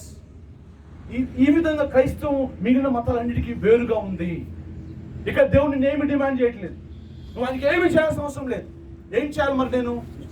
Only you must fix your eyes on Jesus. ఈ దృష్టి యేసు మీద పెట్టు. ఇజ్రాయెల్ అరణ్యంలో వెళ్తున్నప్పుడు దేవుని వారు శోధించినప్పుడు దేవుని కోపం వారి మీదకి వచ్చింది. సర్పాలు వచ్చి వాళ్ళని చంపేస్తా ఉన్నాయి, తినేస్తా ఉన్నాయి, అందరూ చచ్చిపోతూ ఉన్నారు. ఏం చేయాలి అర్థం కాలేదు. మోషే కేకలేస్తున్నాడు ప్రభు దగ్గర, అయ్యా ఏం చేయాలి నేను? దేవుడు ఏమన్నాడు తెలుసా? ఒక ఇత్తడి సర్పాన్ని తీసుకో, ఒక కట్టె కట్టు పైకి, దాని పైకి లేపి పట్టు. ఏం చేయాలి వీళ్ళంతా? ఇప్పుడు వచ్చి టెంకాయలు కొట్టాలా, తల్లిని సమర్పించాలా, లేకపోతే డబ్బులు ఇవ్వాలా, దర్శనం బాగా అడిగాడు ఏమన్నా? Nothing to do. కేవలం ఆ యొక్క సర్పాన్ని, ఇత్తడి సర్పాన్ని చూస్తే చాలు. ఇత్తడి సర్పం ఇత్తడి తీర్పుకి గుర్తుగా ఉంది పిల్లలు. సర్పము శాపానికి గుర్తుగా ఉంది, శపించబడిన దానికి గుర్తుగా ఉంది. యేసు ప్రభువు నీ నిమిత్తము నా నిమిత్తము శపించబడిన వాడిగా మారిపోయాడు, తీర్పు నొందిన వాడిగా మారిపోయాడు. ఆయన ఏ పాపము చేయకుండా ఆయన పాపముగా మార్చబడ్డాడు. నీ మీద నా మీద పడాల్సిన ఆ యొక్క నరకపు శిక్ష, శాపము, రోగం సమస్తం ఆయన మీద పడ్డాయి. ఈ యొక్క సిలువను ఎవరైతే చూస్తారో, ఆ సిలువలో ఏదైతే జరిగిందో అదంతా వాళ్ళు రిసీవ్ చేసుకోవడం మొదలు పెడతారు. రక్షణ ఎలా వస్తుందంటే చూస్తే రక్షణ వస్తుంది, ఏమి చేయాల్సిన అవసరం లేదు. ఆ విధంగా యేసు రక్షకుడయ్యాడు నాకు నీకు. సో నా యొక్క బోధ ఏంటంటే, ప్రేమమూర్తి అయిన రక్షకుడైన యేసు యొక్క ప్రేమను, ఆ సిలువను నీకు చెప్పడమే. అదేమన్నా తప్ప? ఏమండి, యేసు తప్ప ప్రపంచంలో నా కొరకు మరణించిన వాళ్ళు ఎవరైనా ఉన్నారు? ఆయన తండ్రిగా తన ప్రేమను రుజువుపరుచుకున్నాడు. This is the message. అయితే నేను ఎలా ప్రకటించిందా చెప్తూ ఉన్నా. ఎలా ప్రకటించాలంటున్నాడు? తీయటి జ్ఞానంతో, నా యొక్క తెలివితేటతో, జ్ఞానేటివ్ మాటలతో చెప్పినప్పుడు జనాలు నా తెలివికి నా జ్ఞానానికి ఆకర్షితులు అవుతారు, కానీ సిలువుకు ఆకర్షితులు అవ్వదు. సో సిలువుకు ఆకర్షితులు అవ్వకపోతే వాడికి ఏం ప్రయోజనం లేదు. వాడు మరి ఎక్కడికి ఆకర్షితులు అవుతాడు? నా దగ్గరికి ఆకర్షణ వస్తాడు. వాళ్ళందరూ నా దగ్గరికి వస్తారు. నేనేమి ఇవ్వగలుగుతాను వాడికి? నేను ఒక మనిషిని మాత్రమే. నా దగ్గర కాదు వాడు తీసుకురావాల్సింది. వాళ్ళు ఎక్కడికి తీసుకురావాలంటే సిలువ దగ్గరికి తీసుకురా. అందుకే యోహాన్ అంటున్నాడు, we are the only voices in the wilderness. మేము అరణ్యంలో కేవలము కేక మాత్రమే. దేవుని సేవకులుగా, దేవుని బిడ్డగా మనం కేవలం కేక మాత్రమే. ఈ కేక ఏం చేస్తుందంటే ఒక మార్గాన్ని సరళం చేస్తుంది. ఈ మార్గం ఎక్కడ తీసుకెళ్తుంటే యేసునందుకు, సిలువనందుకు తీసుకుని వెళ్తుంది పిల్లలు. సో మనం మన సంఘాన్ని, మన బిడ్డల్ని అందరినీ సిలువ దగ్గర నడిపించాలి. సిలువ నుంచి ఆ యొక్క సిరులు బయలుదేరుతాయి, జీవధారలు బయలుదేరుతాయి. సిలువ నుంచి ఒక ఊట బయలుదేరి, జగనగంధం రాయబడుతుంది. ఒక ఊట బయలుదేరిందంటే జీవపు ఊట. ఆ ఊటకు మితి లేదు అని రాయబడింది జకర్యా గ్రంథము. త్వరగా ఒక మాట చూద్దాం.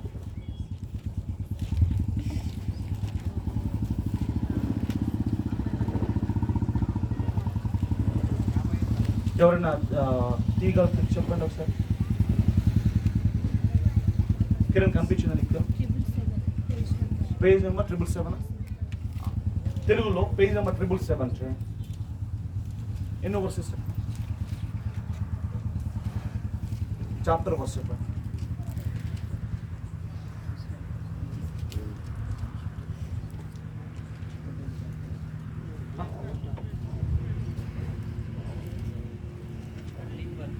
ఆ 13:1.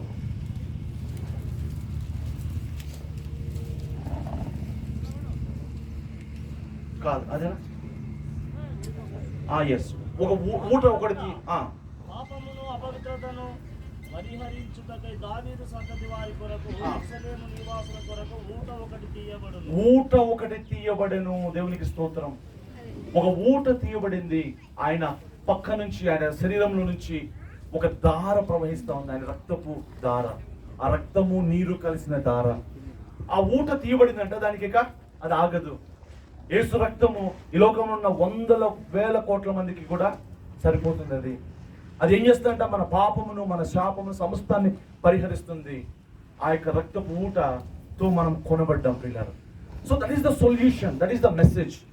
అయితే ఇది ఎలా చెప్పాలంటే, ఇందాక చెప్పినట్టుగా సిలువను సిలువుగానే ప్రకటించాలి. మొదటి యోహాను, నేను త్వరగా ముగిస్తాను. మొదటి యోహాను 1:1 చూద్దాం. This is the way how we must preach.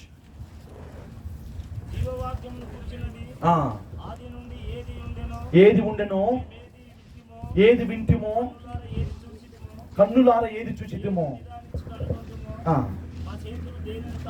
మా చేతులు దేనిని తాకి చూచెనో. అంటే అర్థం ఏంటి? నేనేం చూశానో, ఏం విన్నానో, ఏమి తాకానో, నిదానించి ఏది కనుగొన్నానో. ఆ సిలువలో వేలాడుతున్న యేసుని గబాలను చూసిపోవడం కాదు. ఏం చేయాలంట? మోషే చెప్తున్నాడు, మీరు ఆ ఇత్తడి సర్పాన్ని ఎలా చూడాలంట? గబగబా చూడకూడదు, నిదానించి చూడాలి. ఎందుకు నిదానించి చూడాలి? నేను నిదానించి చూడటం వల్ల నాకు ఏమవుతుంది? అర్థమవుతుంది, నాకు వివరణ వస్తుంది. అంటే అందులో ఒక మెసేజ్, అందులో విషయాన్ని పరిగ్రహించాలి. ఇతను అంటున్నాడు, నేను ఏం చూశానో, ఏం తాకానో అంటే అర్థం ఏంటంటే దిస్ ఈజ్ మై ఎక్స్పీరియన్స్. ఒక గుడ్డివాడు 40 ఏళ్ళ నుంచి గుడ్డివాడిగా ఉంటాడు. యేసుప్రభు వారు వాడిని స్వస్థపరిచాడు. వెళ్ళి కొన్ని దగ్గర కళ్ళు కడుక్కొనేసి, వాడు కళ్ళు కడుక్కోగానే వాడికి చూపు వచ్చింది.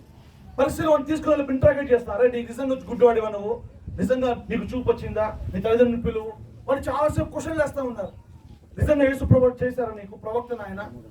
చాలా క్వశ్చన్ చేస్తుంటే వాడు ఏమన్నాడు తెలుసు? ఒక మాట, అదంతా నాకు తెలియదు రాబాయ్. ఏమంటాడు? ఆయన ప్రవక్తనో కాదో నాకు తెలియదు, ఆయన మెస్సయో కాదో నాకు, ఇదంతా ఏం తెలియదు. ఏం తెలుసు నాకు? ఒకటే తెలుసు నాకు. ఏంటది? నేను ఇంతకుముందు గుడ్డివాడిని, ఇప్పుడు నేను చూస్తున్నాను. ఇదైతే సత్యం. I don't know about any message, anything about him, but now I see. నేను చూడగలుగుతున్నాను. అంటే ఏంటి? నా సాక్ష్యం ఇది. Praise the Lord. ప్రపంచం అంతా వచ్చి నాకు యేసుప్రభు దేవుడు కాదని చెప్తే నేనేమంటాను? అదంతా నాకు తెలియదు బాబు, నాకైతే ఆయన దేవుడు. ఎందుకంటే ఈ 23 సంవత్సరాలు నేను ఆయనని రుచి చూశాను, ఆయన ప్రేమను రుచి చూశాను, ఆయన క్షమాపణ నేను పొందుకున్నాను. నా జీవితంలో ఆయన ఎన్నో మేలు చేశాడు. ఒక దైవజనుడు 80వ ఏట, ఆయన పేరు పాలీకార్ప్ అని 1st సెంచరీలో ఉండేవాడు. తన 80వ ఏట రాజు అతన్ని కాలు చేతి కట్టేశాడు.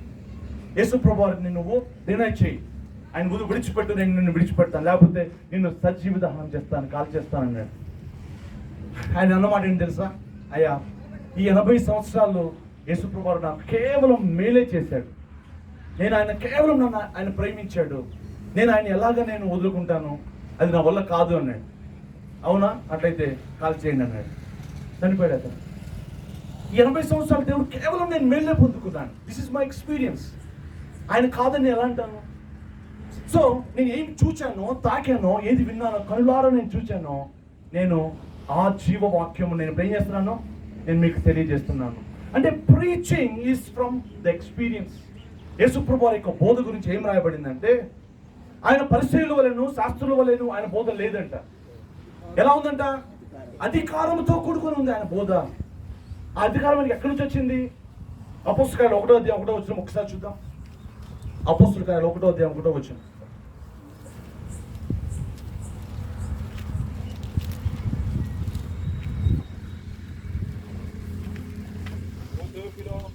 యేసు తాను ఏర్పరచుకున్న అపోస్తలులకు పరిశుద్ధాత్మ ద్వారా ఆజ్ఞాపించిన తరువాత ఆయన పరమునకు చేర్చుకొనబడిన దినం వరకు ఆయన చేయుటకును ఫస్ట్ బోధన చేశాడ. ఆర్డర్ చూస్తే చేయుటకును బోధించుటకును. లూకా సువార్త 24:19 కూడా ఒక్కసారి చూద్దాం.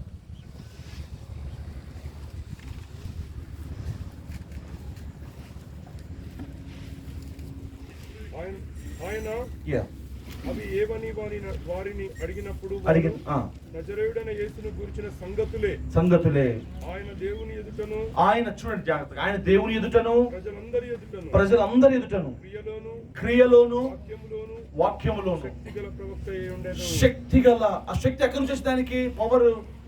ఇందాక అథారిటీ గురించి మాట్లాడుతున్నాం. ఈ శక్తి ఆయనకి ఎక్కడి నుంచి వచ్చిందంటే ఆయన దేవుని ఎదుట జీవించాడు, మనుషుల ఎదుట జీవించాడు. ఎలాగా? ఫస్ట్ క్రియ. ఆయన ఏదైతే చేశాడో అది ఆయన ప్రకటించడం మొదలుపెట్టాడు. మత్తయి సువార్త 5, 6, 7 వచనాలు అధ్యాయాలు చదివితే the central theme of new covenant, నూతన నిబంధన మొత్తానికి కోర్ సబ్జెక్ట్ అక్కడే ఉంటుంది మనకి. ఒక స్త్రీని మోహం చూపుతో చూస్తే అప్పుడే నువ్వు వ్యభిచరించినట్లే. నీ సహోదరుని వ్యర్థుడంటే నువ్వు నరకానికి వెళ్తావు. నీ హృదయంలో ఒక సహోదరుని కోపగిస్తేనే నువ్వు మర్డర్ చేసినట్లే. What kind of teaching is that? ఈ స్టాండ్ ఆఫ్ ప్రీచింగ్ యేసుప్రభువు బోధించాడు అంటే అర్థం ఏంటి? ఎప్పుడు బోధించాడు ఆయన? తను చేసిన తర్వాత. ఎన్ని సంవత్సరాలు చేశాడు? 30 years of his life is now putting into preaching. ఆయన బోధిస్తున్నాడు. అయ్యా ఈ ప్రసంగం చేయడానికి ఎంత సమయం పట్టింది అన్నానంట. నాకు 40 సంవత్సరాలు పట్టింది. ఆ మెసేజ్ ప్రిపరేషన్ ఎంత టైం పట్టింది దానికి? 40 years లేదా 30 years. అంటే ఒక రోజు రాత్రి కూర్చొని బెంచ్ మీద స్టూల్ వేసుకొని ప్రిపేర్ అయింది కాదు యేసుప్రభువు. యేసుప్రభువు మాట్లాడుతున్నంత ఏంటంట, ఇట్ ఈస్ హిస్ లైఫ్. ఆయన ఏదైతే చేశాడో చెప్పడం మొదలు పెట్టాడు. కనుక అది ఎట్లా ఉందంట? అధికారముతో. పౌలు ఒక మాట మాట్లాడతాడు పిల్లలు. మొదటి తెస్సలోనికీయుల పత్రిక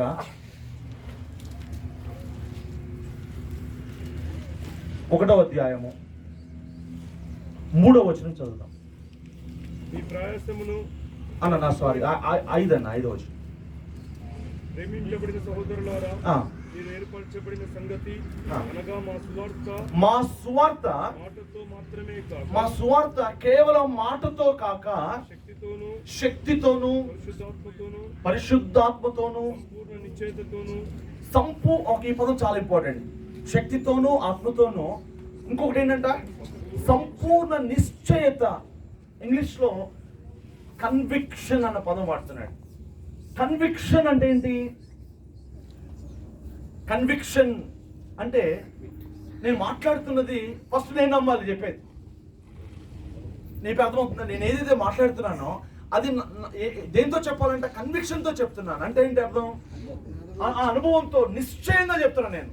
ప్రభు అంటాడు నిశ్చయముగా నువ్వు ఆశీర్వదించబడతావు. మామూలు చెప్పట్లే ఆయన. అంటే నా మాటల్లో ఏముంది? ఇప్పుడు ఏముంది? కన్విక్షన్ ఉంది. తెలుగులో నాకు అర్థం కాదు. అనుభవం ఒకటి, అనుభవం చూసాం. ఇంకోటి ఎక్స్పీరియన్స్ ఒకటి, ఇంకోటి నిశ్చయత. ఎగ్జాక్ట్లీ, నిశ్చయత ఇస్ రైట్ వర్డ్. నిశ్చయంగా చెప్తున్నా నేను. మామూలుగా నేను నమ్మంది చెప్పాను అనుకోండి, నాకు తెలియని చెప్తే ఎలా చెప్తాను నేను? అదే నేను కళ్ళారా చూసింది చెప్తాను అనుకో, అందులో ఏముంటుంది? కన్ఫర్మ్ ధైర్యం ఉంటుంది. సో ఆ ధైర్యం ఎక్కడి నుంచి వస్తుందంటే వాట్ యు హావ్ ఎక్స్పీరియన్స్డ్. ఆ కన్విక్షన్ ఉంది నాకు. ఆయన గుడ్డివాడిని ఒకప్పుడు, ఇప్పుడు చూస్తున్నా నేను, నువ్వు చెప్పేది నాకు అంటాం. అరే నా కళ్ళారా చూశాను బాబు అంటాం మనం. అంటే ఒక నిశ్చయతతో పౌలు మాట్లాడుతున్నాడు. పౌలు మాట్లాడేదంతా ఉత్తమ మాటలు కాదు. ఓకే, ఇదంతా తన అనుభవం నుంచి రాస్తున్నాడు. యేసుప్రభువు వారు మాట్లాడిన మాటలన్నీ కూడా ఆయన లైఫ్. ఎందుకు ఏమంటున్నా అంటే ఒక రోజులో వస్తాను నేను అనను, కానీ మనము దీన్ని గోల్గా పెట్టుకోవాలి. మనం ప్రసంగించే ముందు అవన్నీ కూడా మనము అట్లీస్ట్ ఆ రోజు ముందు రోజన్నా సెట్ చేసుకోవాలి మొత్తం. అవన్నీ కూడా ప్రాక్టీస్లో పెట్టుకొని కనుక చెప్తే it is totally different one. చిన్న ఎగ్జాంపుల్, గాంధీ గారి దగ్గరికి, మహాత్మా గాంధీ గారి దగ్గరికి మీ ఎంత తెలిసే ఉంటుంది. ఒక తల్లి ఒక పిల్లల్ని తీసుకొచ్చిందంట. అయ్యా వీడు ఉత్త పంచదార బెల్లం ఎక్కువ తింటున్నాడు, కాస్త వీడికి బుద్ధి చెప్పు అన్నాడంట. అమ్మ నువ్వు నెక్స్ట్ వీక్ రా అన్నాడంట. ఇప్పుడు నేను ఎప్పుడైనా నెక్స్ట్ వీక్ రా అంటే సరే నెక్స్ట్ వీక్ వెళ్ళిందంట. ఇప్పుడు కూడా కాదు, ఇంకొక వీక్ కావాలి, ఇంకో నెక్స్ట్ వీక్ రా అన్నాడు. అదేందా నువ్వు కనీసం ఒక మాట చెప్పడానికి ఎంత సమయం తీసుకుంటావో ఏంది అన్నాడంట. అట్లా కాదు అమ్మ నెక్స్ట్ వీక్ రా అన్నాడు. సో నెక్స్ట్ వీక్ మళ్ళీ కుమార్ని తీసుకెళ్ళిందంట. అప్పుడు ఆ గాంధీ అన్నాడు, అరే నువ్వు బెల్లం తినొద్దు, పంచదార తినొద్దు అని గట్టిగా చెప్పాడంట. సరే అయితే ఆవిడ అడిగిందంట, నువ్వు ముందే చెప్పొచ్చు కదా ఈ మాటకి 2 వారాలు ఎందుకు తీసుకున్నావు అంటే ఏం చెప్పాడైనా? నాకు మాట్లాడడానికి 2 వారాలు పట్టింది. సో ఆయన మారిన తర్వాత చెప్పడం జరిగింది అనమాట. సో అప్పుడు real he has got authority now. Conviction ఉంది, అందులో సత్యం ఉంది. అంతే నాకు దాని ఏమంటాం? సత్యం ఉంది. పౌలు అదే మాట రాస్తున్నాడు యాక్చువల్గా. 2 కొరింథీ పత్రిక 2 కొరింథీ 4వ అధ్యాయము 2వ వచనం చూద్దాం. అయితే కుయుక్తిగా నడుచుకొనకయు దేవుని వాక్యమును వంచనగా ప్రకటించకయు. దాన్ని ఇంగ్లీష్ లో అడల్టరేటింగ్ ద వర్డ్ ఆఫ్ గాడ్ అంటాడు. అంటే వాక్యంతో వ్యభిచరించడం అన్న పదం వస్తుంది అక్కడ. అంటే వాక్యాన్ని వాక్యంగా సత్యంగా ప్రకటించకపోతే అంత భయంకరమైన పదం వచ్చేలాగా నా ట్రాన్స్లేషన్ లో ఉంది, ఇంగ్లీష్ ట్రాన్స్లేషన్ లో. చదవండి. సత్యమును ప్రత్యక్షపరచుట వలన ఏం ప్రత్యక్షపరచాలంట? సత్యమును ప్రత్యక్షపరచుట వలన ప్రతి మనుషుని మనస్సాక్షి ఎదుట మమ్మును మేము దేవుని సముఖమందు మెప్పించుకొనుచున్నాము. ఇది ఎలా జరిగిందంటే అక్కడ రాస్తున్నాడు ఒక మాట, we have renounced things అంటాడు, విసర్జించున్న పదాలు. ఈ విషయాలంట ఎలా జరుగుతుంది? ఇది సత్య ప్రత్యక్షత ఎలా జరుగుతుంది అంటే మన వాక్యం ద్వారా ఇది జరగాలి. ఏమిటది? అవమానకరమైన రహస్య కార్యములను విసర్జించుట ద్వారా. అవమానకరమైన రహస్య కార్యాలు అంటే అర్థం ఏంటి?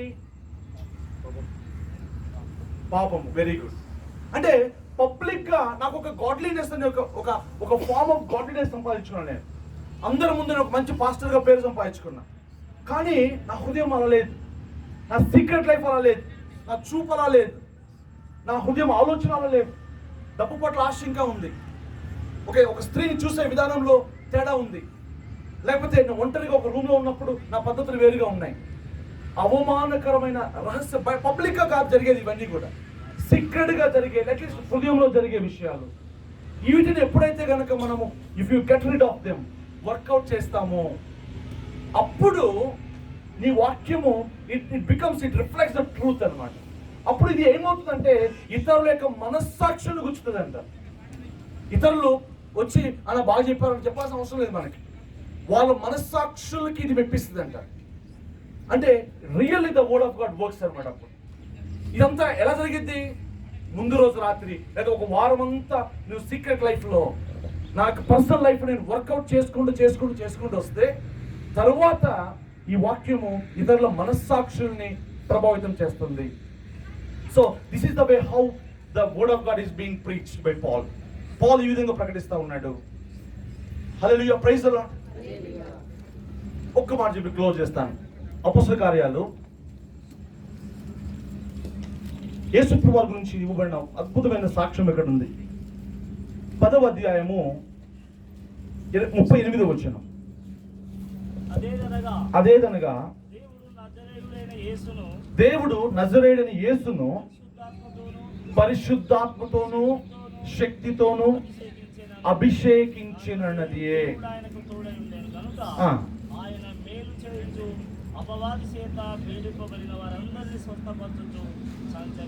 యేసు ప్రభువు యొక్క పరిచర్య మొత్తము ఆయన ఏం చేశాడో ఎలా చేశాడో ఈ వచనం ఎక్స్ప్లెయిన్ చేస్తుంది.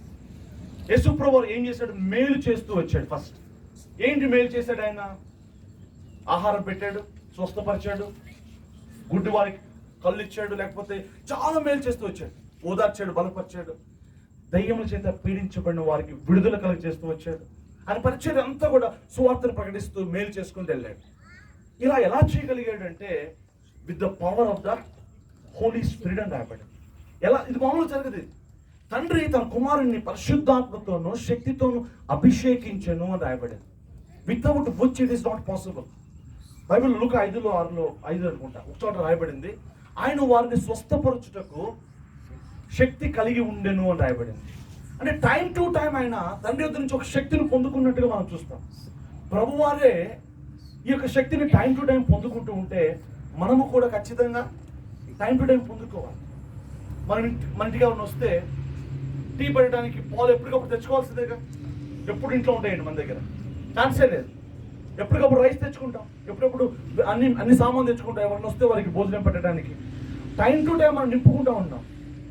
అయితే ఇలాంటి ఇన్సిడెంట్ యేసుప్రభు ఒక ఉదాహరణ చెప్తున్నాడు. లూకా సువార్త 11వ అధ్యాయానికి వస్తే యేసుప్రభు వారు పరిశుద్ధాత్మ గురించి ఒక ఉపమానం చెప్తున్నారు. ఇక్కడ 8వ వచనం నుంచి చదువుతాం.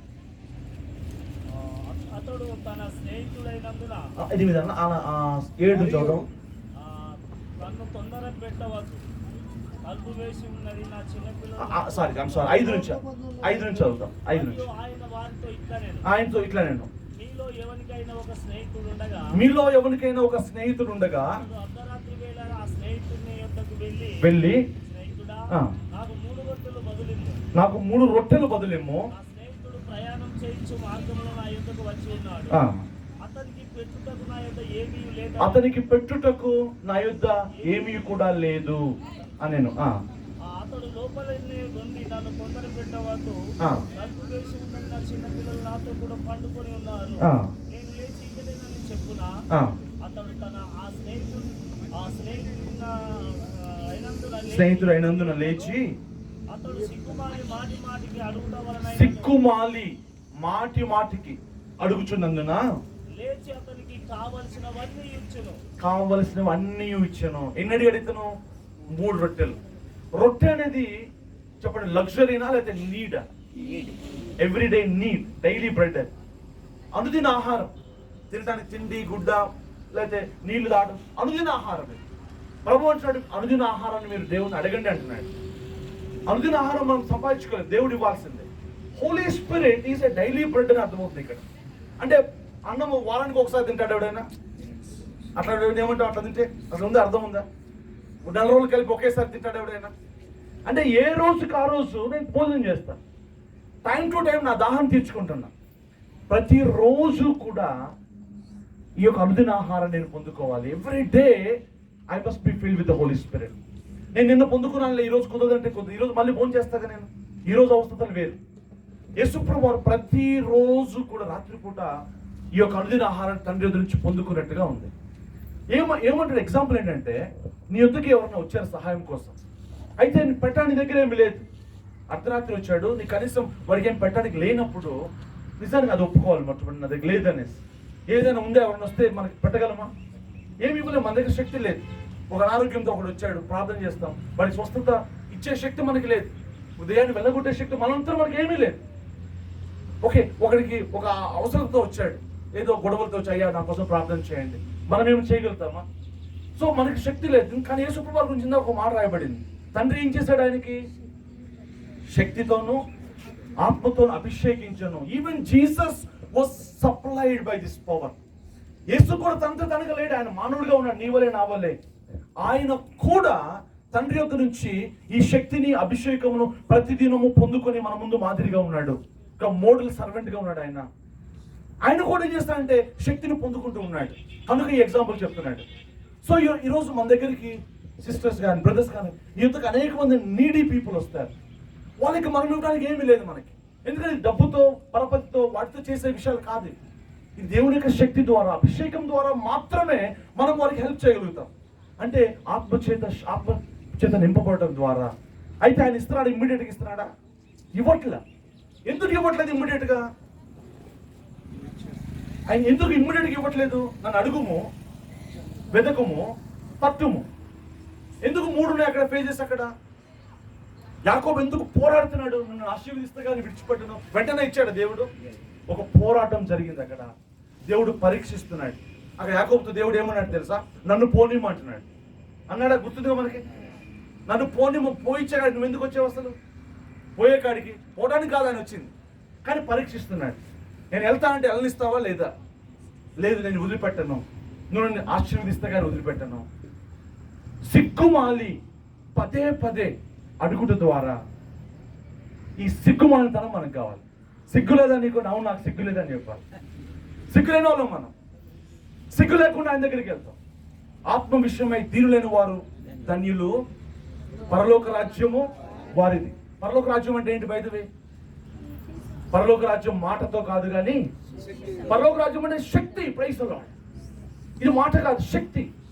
అయితే ఈ పరలోక రాజ్యం ఎవరికి ఇస్తాడు? దీనులైన వారికి. ఎట్లా దీనులైన వారు? ఆత్మ విషయమై దీనులైన వారు. అంటే అర్థం ఇంకో మాట చెప్పాలంటే చెప్పనా? బెగ్గర్స్ అని అర్థం. బిచ్చగాళ్ళు, యాచకులు. ఎవరు మనం? ఎట్లా ఉండాలి? ఎలా తయారవ్వాలి మనం? అడుక్కునే వాళ్ళ బిచ్చగాళ్ళ తయారవ్వాలి. ఆత్మీయ బిచ్చగాళ్ళు అంటే మన యొక్క ఆత్మీయ దారిద్రతను గుర్తెరిగిన వాళ్ళు అన్నమాట అర్థం. ఎవడు తన ఆత్మీయ దరిద్రతను, తన యొక్క పేదరికాన్ని, తన యొక్క చేతగానితనాన్ని ఒప్పుకుంటాడు, అయ్యా నా దగ్గర ఏమి లేదు ఇవ్వడానికి. సిగ్గుమాలి. ఆయన దగ్గరికి ఎట్లా వెళ్తాం? ఒక స్నేహితుడి దగ్గరికి వెళ్ళినట్టు. ఇప్పుడు మీ దగ్గరికి ఎవరైనా వచ్చారనుకోండి, లేదు పోన్నా అనుకోండి, మీరు ఎట్లా ఫీల్ అవుతాం? మనం చాలా హర్ట్ అవుతాం, ఫీల్ అవుతాం. దేవుడు పరీక్షిస్తున్నాడు అక్కడ. ఒక బిచ్చగాడు ఎన్నిసార్లు అడుక్కోవాలి?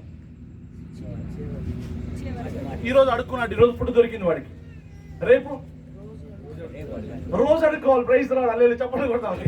ఈ విషయం అర్థం కావాలి మనకి. ఈ విషయం అర్థం కావాలి. బిచ్చగాడు రోజు అడుక్కోవాలి. ఒకరోజు అడుక్కుంటే వారానికి సరిపోదు వాడికి, నెల రోజులకు ఒకేసారి దొరకదు వాడికి. బిచ్చగాడు ప్రతిరోజు అడుక్కోవాలి. దేవుడు మనల్ని బిచ్చగాళ్ళ లిటరల్గా కొంచెం కఠినంగా చెప్పాలంటే ఆత్మీయ బిచ్చగాళ్ళం మనం. అయ్యా నా దగ్గర ఏమి లేదు, నా శక్తి ఏమి సరిపోదు, ఏ రోజుకు ఆ రోజే, వారానికి సరిపడా ఒకరోజు ఇవ్వండి నీకు. మన్నా ప్రతిరోజు పొద్దున మాత్రం ఒక్కసారి నీకు ఇస్తాడు.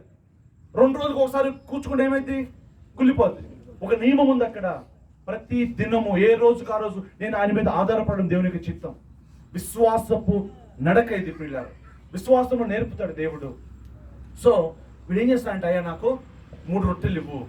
పదే అడుగుడు ద్వారా ఇచ్చాడు లేదా ఆయన? అడుగు ప్రతి వానికి ఇవ్వబడును, వెదకు ప్రతి వానికి దొరుకును, తట్టు ప్రతి వానికి. ప్రామిస్ అది పిల్లలు. బయట దేని గురించి రాస్తాడు ఇదంతా? ఇదే అధ్యాయంలో 11వ వచనం.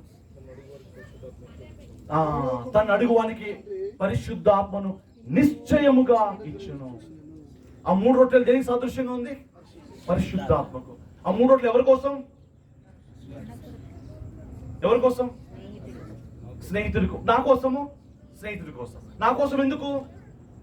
ఇతరులకు ఇవ్వటం కోసం, ఇతరులను ఆదరించడం కోసం, ఇతరులను స్వస్థపరచడం కోసం, దెయ్యాలు పడ్డ విడిపించడం కోసం.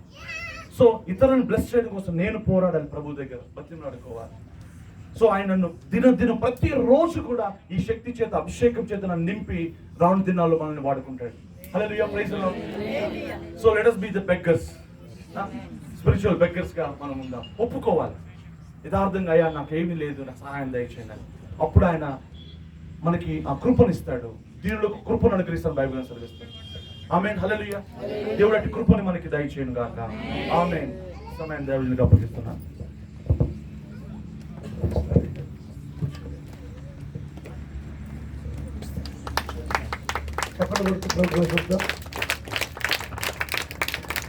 ప్రేమ కలిగినటువంటి దైవజనులారా, మన విశ్వాసులారా, మరి కొన్ని విషయాలు నేను ఈ మీటింగ్లు మరి జరగడానికి కారణము, నేను క్లుప్తంగా నేను కొన్ని విషయాలు చెప్తాను, జాగ్రత్త వినండి. 7 సంవత్సరాల క్రితము నేను నిర్మల్ నుంచి బెంగళూరు వెళ్తున్నాను. బెంగళూరు వెళ్తుంటే నిర్మల్లో బస్ స్టాండ్లో నా పక్కన ఒక బ్రదర్ కూర్చున్నాను. అయ్యగారు వాళ్ళ చర్చి బ్రదర్, వాళ్ళ టీంలో బ్రదరు, పౌలు బ్రదరు నా పక్కన కూర్చున్నాడు. తెల్లాటి ఎంటుకలు బాగా పెంచుకున్నాడు, గడ్డలు పెంచుకున్నాడు. నా పక్కన కూర్చున్నాడు. కూర్చున్న తర్వాత మేమిద్దరము నిర్మల నుంచి మరి హైదరాబాద్ బోయిన్పల్లి పోయి అక్కడికి వెళ్ళేంత వరకు మేమిద్దరము మాట్లాడుకున్నాం. మీరేం చేస్తారు బ్రదర్ అంటే, నేను దేవుని సేవకుని.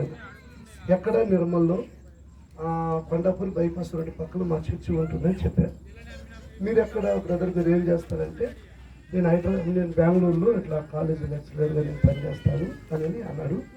ఇట్లా చాలా విషయాలు, దేవుని విషయాలు మేము మాట్లాడుకుంటూ బోయినపల్లికి వెళ్ళిన తర్వాత బ్రదర్ గారు ఆయన ఫోన్ నెంబర్ నేను తీసుకోలేదు, నా ఫోన్ నెంబర్ బ్రదర్ తీసుకోలేదు.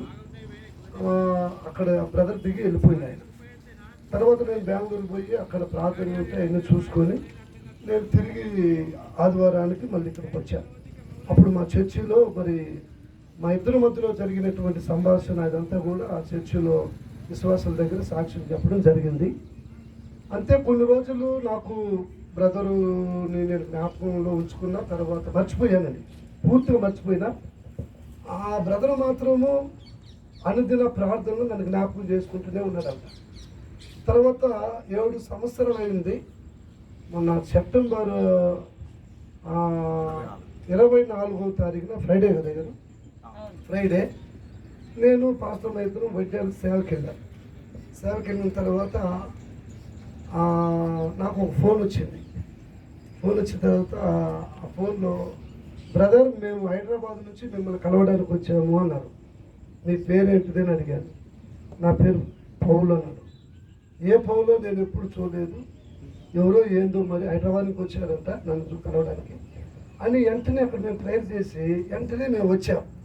వచ్చిన తర్వాత ఒక తెల్లటి కారు ఇక్కడ నిలబడి ఉన్నదండి. ఇక్కడ నాకు ఈ దర్శనము ఇప్పుడు కాదు, దగ్గర నాకు 2 సార్లు వచ్చిందండి దర్శనము. దగ్గర దగ్గర ఒక సంవత్సరం కిందట నేను మా విశ్వాసి మైమమ్మ కూడా చెప్పాను ఈ విషయం. ఉన్నది మైమమ్మ? ఉన్నది. ఒక వైట్ కారు వచ్చి నిలబడి ఉంది. ఆ కారులో నుంచి ఇద్దరు బ్రదర్స్ నా లోపలికి వస్తున్నారు. అది దగ్గర సంవత్సరం పైన అయింది. తర్వాత అది ఏంటిదోనని నేను ప్రార్థన చేస్తూనే ఉన్నా. నేను అది ఎప్పుడు జరుగుతుందో ఏమో అని కనిపెడుతున్నా.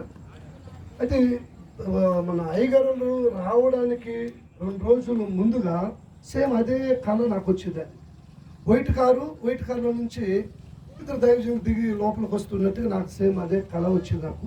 నేను పెద్దగా అది కూడా పట్టించుకోలేదు. తర్వాత మేము ఇక్కడికి వచ్చిన తర్వాత వైట్ కారు ఇక్కడ ఉన్నది.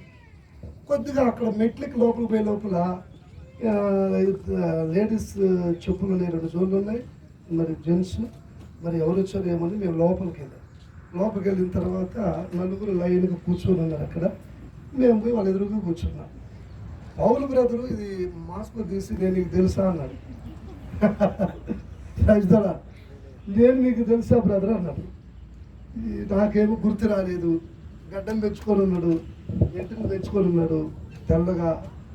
మరి నాకు కూడా గుర్తు రాలేదు బ్రదర్ అన్న. గుర్తు రాలేదా అన్నాడు. రాలేదు బ్రదర్, మీరు చెప్పండి అన్న. ఒకసారి మనం నిర్మల్ నుంచి హైదరాబాద్కి వెళ్తున్నా, నువ్వు బెంగళూరుకి వెళ్తున్నా, మన ఇద్దరం బోయినపల్లి దాకా మాట్లాడుకుంటూ కూర్చున్నాను. అప్పుడు నాకు గుర్తొచ్చింది, అవును బ్రదర్ కరెక్టే అని. 7 సంవత్సరాల తర్వాత మరి బ్రదర్ అయితే నన్ను ప్రార్థన జ్ఞాపకం చేసుకుంటున్నాడు, ప్రార్థన చేస్తున్నాడు మా కోసం, మా మినిస్ట్రీ కోసం. నేనైతే మర్చిపోయాను. నేను రియల్గా చెప్పాను, నేను మర్చిపోయాను బ్రదర్, మిమ్మల్ని చెప్పాను. అంతలోపల అయ్యగారు ఉంది. మేము రావడానికి కారణం ఏంటి అంటే బ్రదరు మరి పౌలు బ్రదరు అయ్యగారు వాళ్ళు యాక్షన్ తీసుకోవడానికి కారులో వెళ్తున్నప్పుడు హైదరాబాదులో వాళ్ళ కారుకు ముందు కారు మీద దేవుడు లోకమును ఎంతో ప్రేమించుడనే వాక్యం ఉన్నదంట. ఆ వాక్యం చూసినప్పుడు పౌలు బ్రదర్ అన్నాడంట, దేవుడు నిర్మల్ జిల్లాను కూడా ప్రేమిస్తున్నాడు అని అన్నాడంట. ఆయన నిర్మల్ జిల్లాను కూడా దేవుడు బాగా ప్రేమిస్తున్నాడు అని. ఇంకా అప్పుడు నా సంగతి పౌలు బ్రదర్ నా సంగతి అయ్యగారికి చెప్పడం జరిగిన తర్వాత అట్లయితే ఒకసారి వెళ్ళాలి బ్రదర్, మనం నిర్మల్ జిల్లాకి వెళ్ళాలి, ఆ పాస్టర్ గారిని కలవాలి, మనం ఆ ప్రాంతానికి వెళ్ళాలి. అది వెనకబడినటువంటి జిల్లా, ఆదిలాబాద్ జిల్లా. ఆ ప్రాంతంలో సువార్త లేదు, ఎక్కువ ట్రైబల్స్. మరి ఆ ప్రాంతంలో మనము దేవుని సత్యాన్ని మనం ప్రకటించాలని వాళ్ళు మాట్లాడుకొని ప్రభు చిత్తానుసారంగా వాళ్ళు ఇక్కడికి రావడం జరిగింది. వాళ్ళు ఇక్కడికి డైరెక్ట్గా మరి దేవుడు తీసుకొచ్చాడండి, ఎవరిని అడగలేదు. డైరెక్ట్ బైపాస్ మీద వాళ్ళు వచ్చారు. అక్కడికి వెళ్ళి అక్కడ అంత దూరంలో ఉన్నప్పుడు వాళ్ళకి సిలువ కనపడ్డది.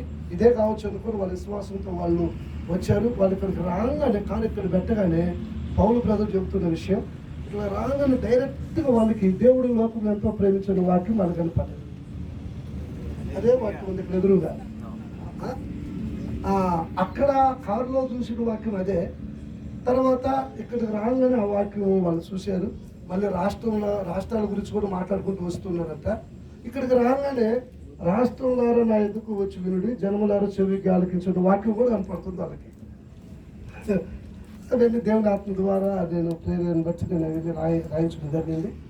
ఈ రకంగా దైవచనులు మరి మా మధ్యకి వచ్చారు. వచ్చిన తర్వాత చాలా విషయాలు మాట్లాడుకున్నాం.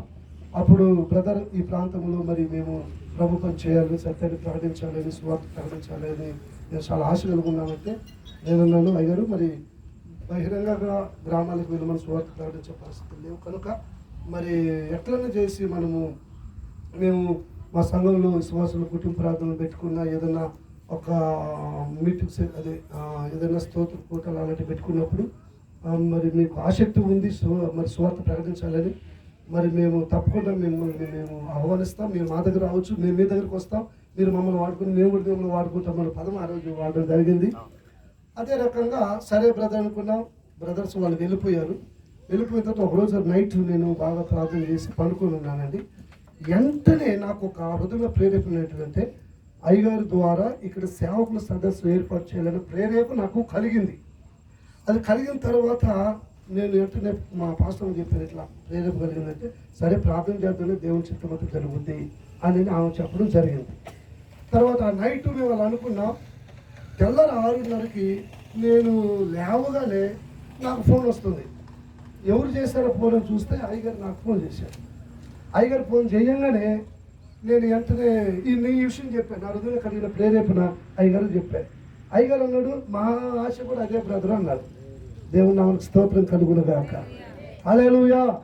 వెంటనే ఆ రకంగా ప్రేమ కలిగినటువంటి దేవుని బిడ్డలారా, ఇది ఈరోజు మరి నేను వెంటనే ఆ విషయం చెప్పినప్పుడు బ్రదర్ మరి ఎప్పుడు మరి పెడదామంటారు అని అనగానే అయ్యగారు ఆ మాట చెప్పగానే నేను వెంటనే సరే గారు నేను డేట్స్ మీరు చెప్తానని చెప్పి నేను ఆ ఫోన్ కట్ చేసి మన ప్రెసిడెంట్ గారు రాజ్ కుమార్ గారు ఫోన్ చేసిన. రాజ్ కుమార్ సేవకుల సదస్సు పెట్టాలనుకున్నా, ఎప్పుడు పెడతామన్నా అంటే అన్నా ఎస్ఆర్ హాలిడేస్ ఉన్నాయి కదా 15-16 పెట్టేసి అన్నాడు. 15-16 పెట్టేసి అన్నాడు. ఇంకా అంతకు మించింది బాకీ ఏముంది ఇంకా ఇది వేరే టైంలో దొరకదు, మీరు సామాన్లు కాదు మీరు రైజలా హల్లెలూయా. ఇంకా ఈ టైంలో దొరుకుతారు మీరని. దసరా హాలిడేస్లో అయితే సేవకురాలు ఫ్రీగా ఉంటారు అని చెప్పి మరి ఇదంతా కూడా దేవుని యొక్క ప్లాన్ అండి. ఇది ప్లాన్ ప్రకారం జరుగుతుంది. మీటింగ్లు జరిగాయి. ఆ డేట్స్ తీసుకున్నాం. వెంటనే అయ్యగారికి చెప్పాను ఈ డేట్స్ అంటే ఓకే బ్రదర్ అన్నాడు. ఇంకా ఆ రకంగా అయ్యగారు వాళ్ళు మరి పాంప్లెట్ మరి ప్రింటింగ్ చేసి వాట్సాప్లో పంపడం జరిగింది. అది నేను గ్రూప్ ఫోటోలో పెట్టేశాడు రాజ్ కుమార్. మనమందరము ప్రార్థన చేశాం అద్భుతంగా ఈ మీటింగ్లు జరగాలని. ద రీజనల్ పాస్టర్ అసోసియేషన్లో ఉన్న దైవజనులు అందరం కూడా ప్రతి సోమవారం ఒక్కొక్క చర్చిలో కూడుకుంటూ మనము ఈ మీటింగ్లు అద్భుతంగా జరగాలని మనం ప్రార్థన చేశాం. మరి మనందరి ప్రార్థన ద్వారా దేవుడు ఆలకించి ఈ మీటింగ్ 2 days అద్భుతంగా జరిగించాడు. దేవుడు నామమునకు స్తోత్రం కలుగును గాక. చెప్పడం దేవునికి మహిమ కలుగును గాక. దేవుడు అద్భుతంగా ఈ మీటింగ్లు జరిగించాడు. మీ అందరి ప్రార్థన తర్వాత మా సంఘంలో విశ్వాసులు ప్రార్థన ద్వారా దేవుడు అలాగనే మన అయ్యగారు వాళ్ళు సంఘములో అయ్యగారు అమ్మగారు వాళ్ళ టీం అందరూ చేసిన ప్రార్థన వల్ల ఈ 2 రోజులు మీటింగ్ అద్భుతంగా మనకు ఆశీర్వాదకరంగా దేవుడికి మహిమకరంగా ఈ మీటింగ్ సాతాను సుఖకరంగా సైతం సుఖ కలిగేటట్టుగా దేవుడు అద్భుతంగా ఈ కూటాన్ని దేవుడు జరిగించాడు. ప్రేమ కలిగినటువంటి దైవజనులారా దేవుని బిడ్డలారా, కనుక మనం మన పిలుపు మేరకు మన మధ్యలోకి వచ్చి దైవజనులు 2 రోజులు నిన్న 2 సెక్షన్లు ఈరోజు 2 సెక్షన్లు 2 రోజులు అద్భుతమైనటువంటి వాక్యం దేవుని ఆత్మ కలిగిన దైవజనులు దేవుని అభిషక్తులు మరి దైవజనులు ప్రపంచవ్యాప్తంగా వాడబడుతున్నటువంటి దైవజనులు మన శ్రీరామ్ జోసెఫ్ అయ్య గారు జోసెఫ్ అయ్య గారు అయ్యారు. చాలా థ్యాంక్స్ అండి. మా ప్రాంతాన్ని మమ్మలను మా రీజనల్ పాస్టర్ అసోసియేషన్ దైవజనులను వారి సంఘంలో అందరినీ ప్రేమించి టీంతో వచ్చి మంచి వాటిని చెప్పి అన్ని విధంగా మమ్మల్ని బలపరిచినందుకు మేము మా యొక్క రీజనల్ పాస్టర్ అసోసియేషన్ తరఫున మా సంఘం తరఫున మీకును మీ టీం అందరికీ మా హృదయపూర్వకమైన వందనాలు తెలియపరుస్తున్నాను. ప్రైజ్గా హల్లెలూయా. మరి మీరు కొద్దిగా చాలాసేపు ఎక్కువసేపు చెప్పాల్సి వచ్చింది. తర్వాత మా ప్రెసిడెంట్ గారు ఒక విషయం కోరారు. పేపర్ ఏమన్నాడంటే లాస్ట్ ఫైనల్లో అయ్యగారి ద్వారా మన నిర్మల్ జిల్లాలో ఉంటున్నటువంటి సేవకులందరి కొరకు సంఘాలన్నిటి కొరకు అయ్యగారి ద్వారా ప్రయత్నించి ఆశీర్వాదం పొందుతున్నామన్నారు. మీరే లాస్ట్ ఆశీర్వాద ప్రార్థన బ్లెస్సింగ్ మీరు మాకు ఇవ్వాలి, మమ్మల్ని దీవించి మీరు వెళ్ళాలి ఆ రకంగా. తర్వాత ఒక విషయము నేను మీకు అందరూ చెప్తున్న విషయం, రాత్రి నాకు ఒక కళ వచ్చింది. తెల్లారిందండి. నేను పండుకున్న మంచి నిద్ర, నాకు నైట్ అంతా నిద్రలు మేలుకొని ఉన్నా. తెల్లవారు మంచి నిద్ర వచ్చింది, గాఢ నిద్ర. ఆ నిద్రలో ఈ గుడిసెలో అయ్యగారు టీం అంతా కూడా కిందనే ఈ మ్యాట్ వేసుకొని కిందనే పండుకున్నారండి. పురుగులు దోమలు అన్నీ ఉన్నప్పటికీ కూడా అట్లనే పడుకున్నారండి. ఎంత తగ్గింపు చూడండి. నేనైతే దైవజనుడు అభిషేక్తుడు కింద పడుకుంటే నేను లోపల పడుకోవడం నిద్రపోవడం ఇది కరెక్ట్ కాదు. నేను కూడా నిద్రపోక లేచి తిరగడం మొదలుపెట్టాను. చూసారా, నాకు మనసాక్షి గర్దిస్తుంది. నన్ను చాలా బాధపడుతున్నాను. ఒక దైవజనుడు అభిషేక్తుడు ఆయన కింద పడుకుంటే అసలు నేను ఇక్కడ మనిషిగా మరి ఇట్లా పడుకుంటుంది న్యాయమా, ఆయన కరెక్ట్ కాదు అని నేను చాలా బాధపడుతూనే నెలపోతూనే నేను ఉన్నానండి. అయితే తెల్లవారుజామున నేను మంచి నిద్రలో ఆ రూమ్లో గుడిసెలో అందరూ పడుకున్నారు. ఈ టీమే కాదు, ఇంకా చాలామంది కొత్త వాళ్ళు కూడా ఉన్నారు, యవనస్తులు. అయితే వాళ్ళు నాకు చెబుతున్నారు, ఒక్కొక్క బ్రదరు మరి ఏమని చెబుతున్నారంటే, మా అయ్యగారిని మన శ్రీధర్ యేసేపు అయ్యగారిని ప్రపంచవ్యాప్తంగా అనేక ప్రాంతాల్లో దేవుడు వాడుకుంటున్నాడు, మమ్మల్ని తీసుకెళ్తున్నాడు. అయితే మేము దేవుని కార్యాలు చూస్తున్నాము, ఎన్నో మేలును మేము పొందుకుంటున్నాము అని వాళ్ళందరూ చెబుతున్నారు. అంతలోపల కిరణ్ లేచి నిలబడి ఏమంటున్నారంటే, ఆయన కూడా ఆ విషయాలు నాకు చెబుతున్నప్పుడు నేను బాగా దేవుని ఆత్మ చేత నింపబడి నేను అన్ని భాషలు మాట్లాడుతుంటే అందరం ఆత్మపూర్ణమై దేవుని ఎంతగానో స్తుతిస్తున్నాం, ఎంతగానో ఆరాధిస్తున్నాం. ఆ రకంగా నాకు కళ రావడం జరిగింది. వెంటనే ఆ కళ వస్తుంది, మా పాస్టర్ అమ్మ తెల్లం లేవు అంటుంది. నేను లేచి ఎంతటే కళ వచ్చింది కదా, ఇక నేను చెప్పకుండా ఆగలేను కదా, ఉండలేను కదా, పరిగెత్తి కూడా అయ్యారి దగ్గరికి వచ్చి నేను బాగా కూర్చున్నాను. నేను అక్కడ కూర్చొని అక్కడ విషయం చెప్పడం జరిగింది. కనుక మరి దైవజనులారా, మరి సంఘము మనం అందరం కూడా మరి దైవజనులు అభిషేక్తులు శ్రీధరయ్య గారిని ప్రపంచవ్యాప్తంగా అనేక ప్రాంతాల్లో బహుబలంగా యేసయ్య తన సేవలో తన పరిచర్యలో వాడుకోవాలని మనమందరం కూడా మన అనుదిన ప్రార్థనలో మనం జ్ఞాపకం చేసుకుందాం. మనమందరం కూడా మర్చిపోవద్దండి. దేవుడి మాటల్ని ఆశీర్వాదించి దీవించుగాక. మనమందరం కూడా మరి లేచిన పడుకుందాం కదయ్యా, అందరం లేచిన పడుకుందాం. చివరిగా మరి అయ్యగారు మరి ప్రార్థన చేసి మమ్మల్ని అందరినీ కూడా ఆశీర్వాదిస్తాడు. సెలవు పుచ్చుకుందాం. మహాపరిశుద్ధుల తండ్రి, ప్రేమ నమ్మకం గల నాయన, అయా నీ కృపాసనం తండ్రి, ఇదిగో మేమందరము వస్తూ ఉన్నాం ప్రభువా.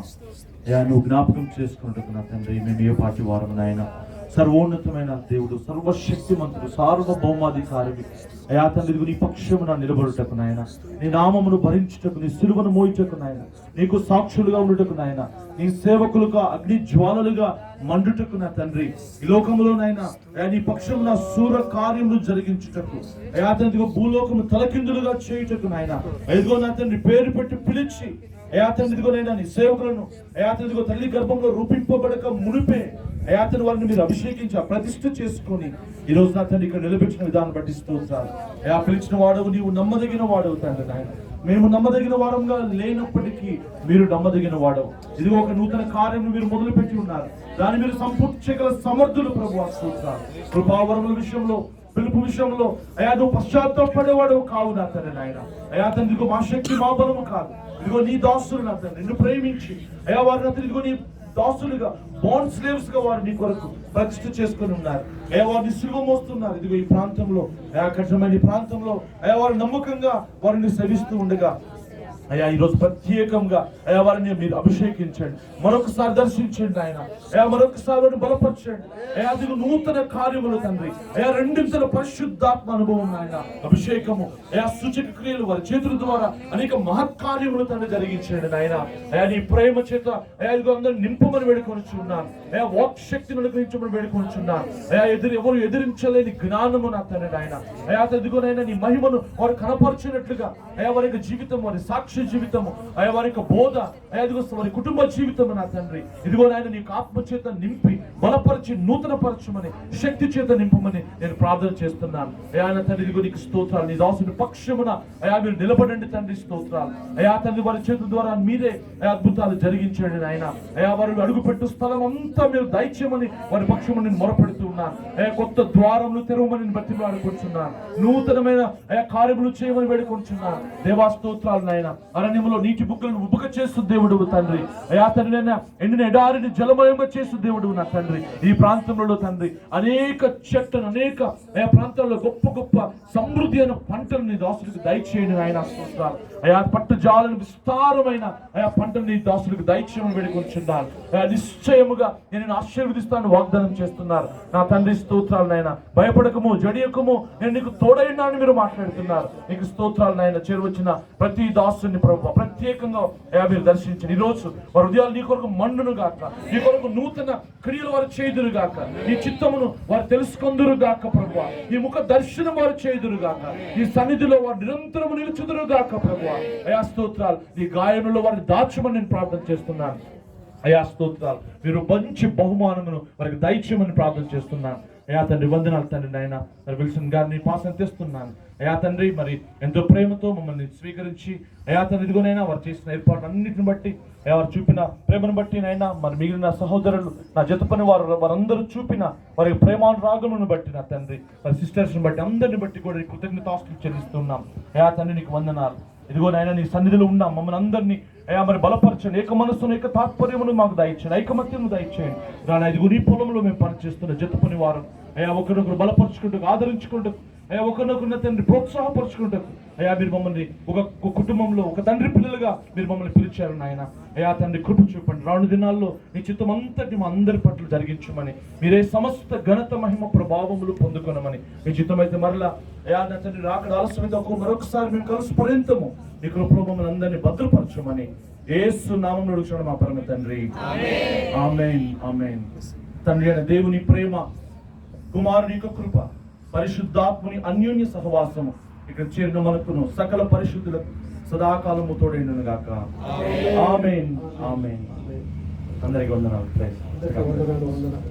మరి ప్రార్థన సాయం కావాలనుకుంటే మరి అయ్యగారి ద్వారా ప్రార్థన చేయించుకోండి. రండి ప్రార్థన చేస్తాం. ఇచ్చిన దైవజనులందరికీ కూడా నా హృదయపూర్వకమైన వందనాలు తెలియపరుస్తాం. ప్రార్థన సాయం కావాలనుకున్న వారు రండి.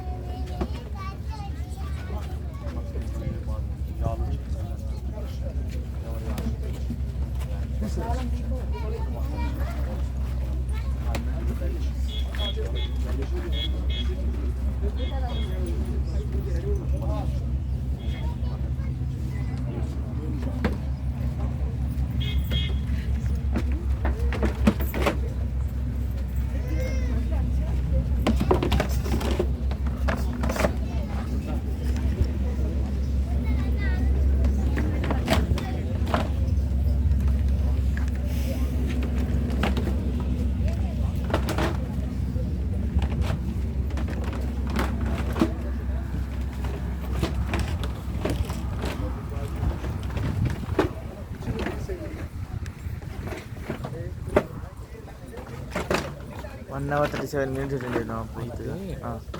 ఒకటి గుర్తుపెట్టుకోవాలి. వీడియో తీస్తున్నప్పుడు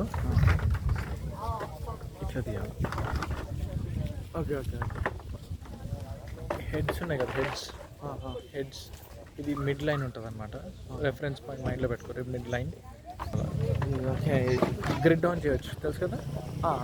ఎప్పుడు గ్రిడ్ ఆన్ చేసుకొని పెట్టుకోవాలన్నమాట. అంటే